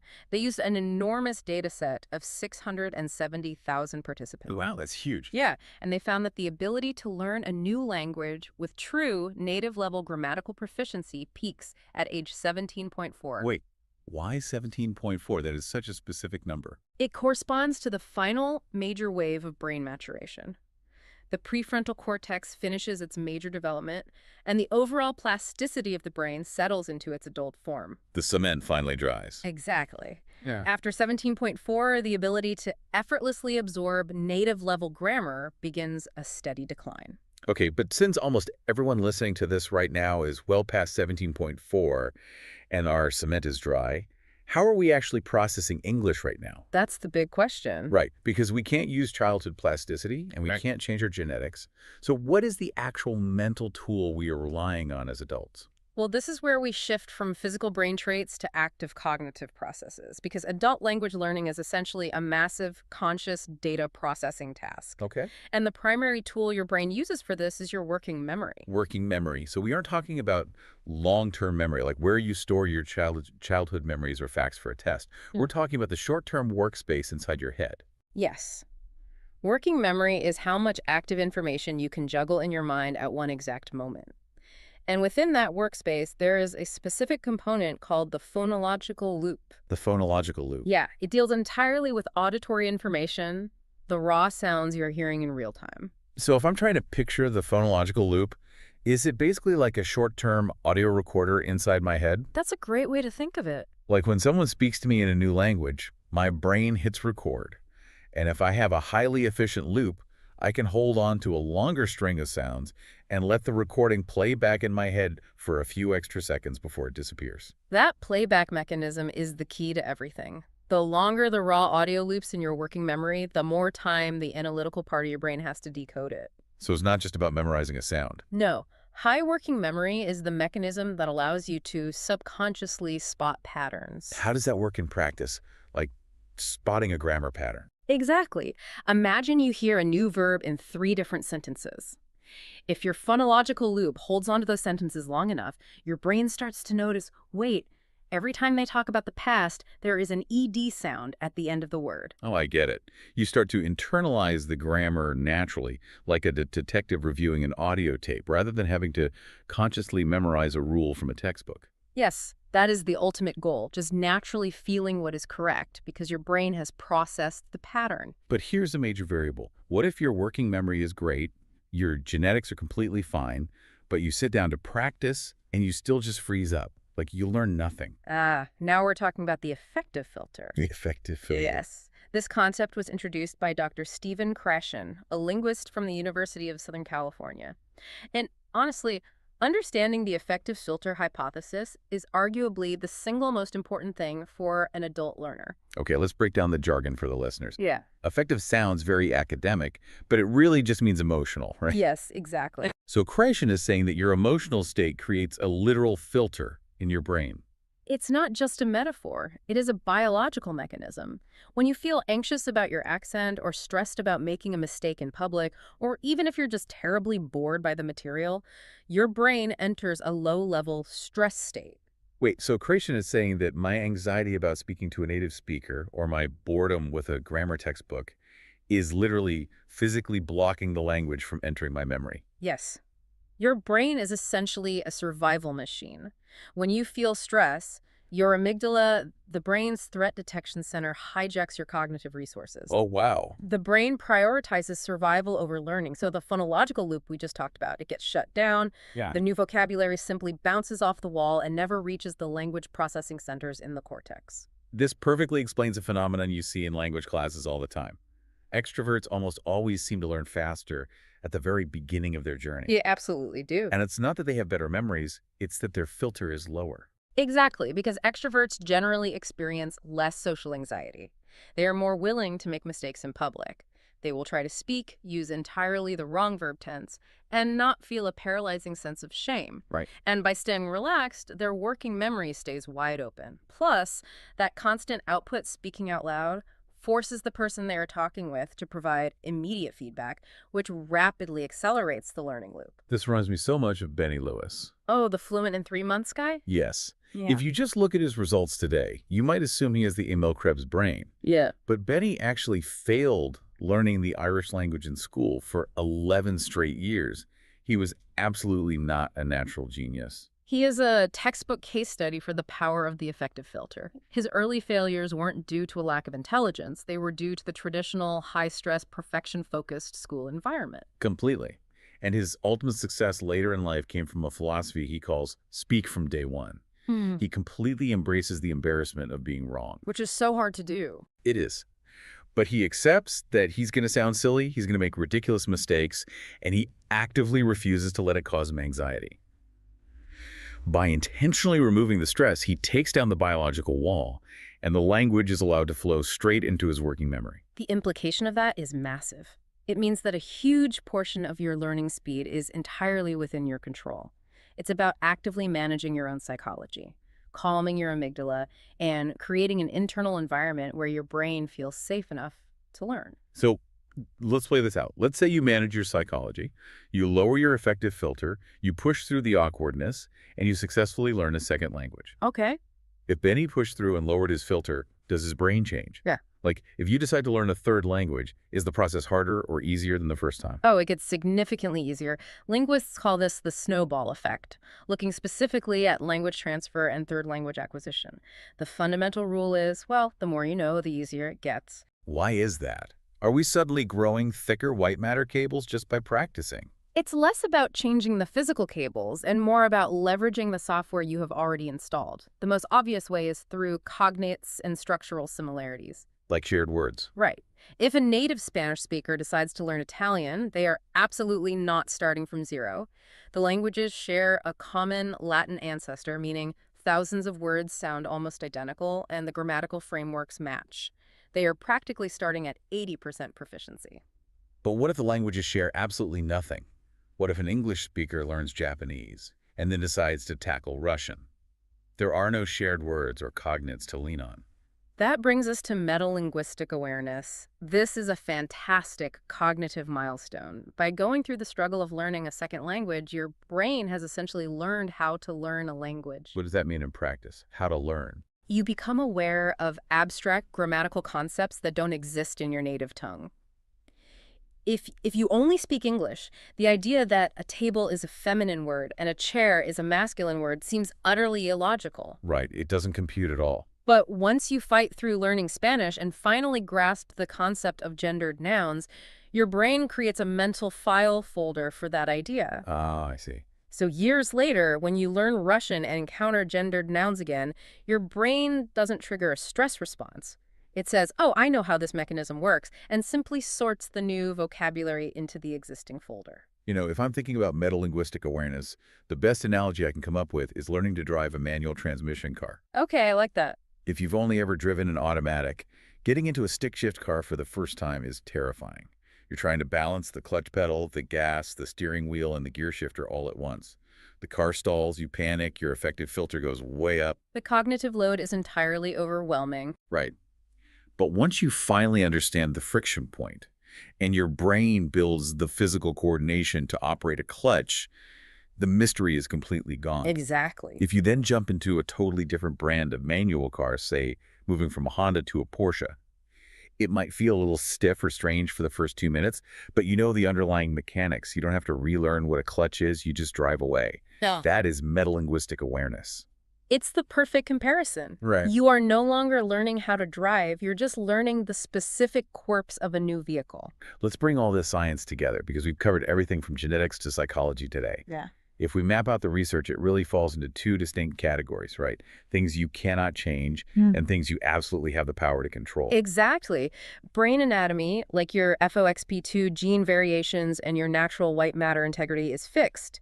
Age, and that 17.4-year threshold for peak childhood plasticity, is also fixed. And working memory. Working memory, like the size of your phonological loop, can be optimized a bit, but largely your biological hardware is what it is. But, and this is the core message if you're listening to this right now, your prior language experience and your effective filter are entirely in your control. Absolutely.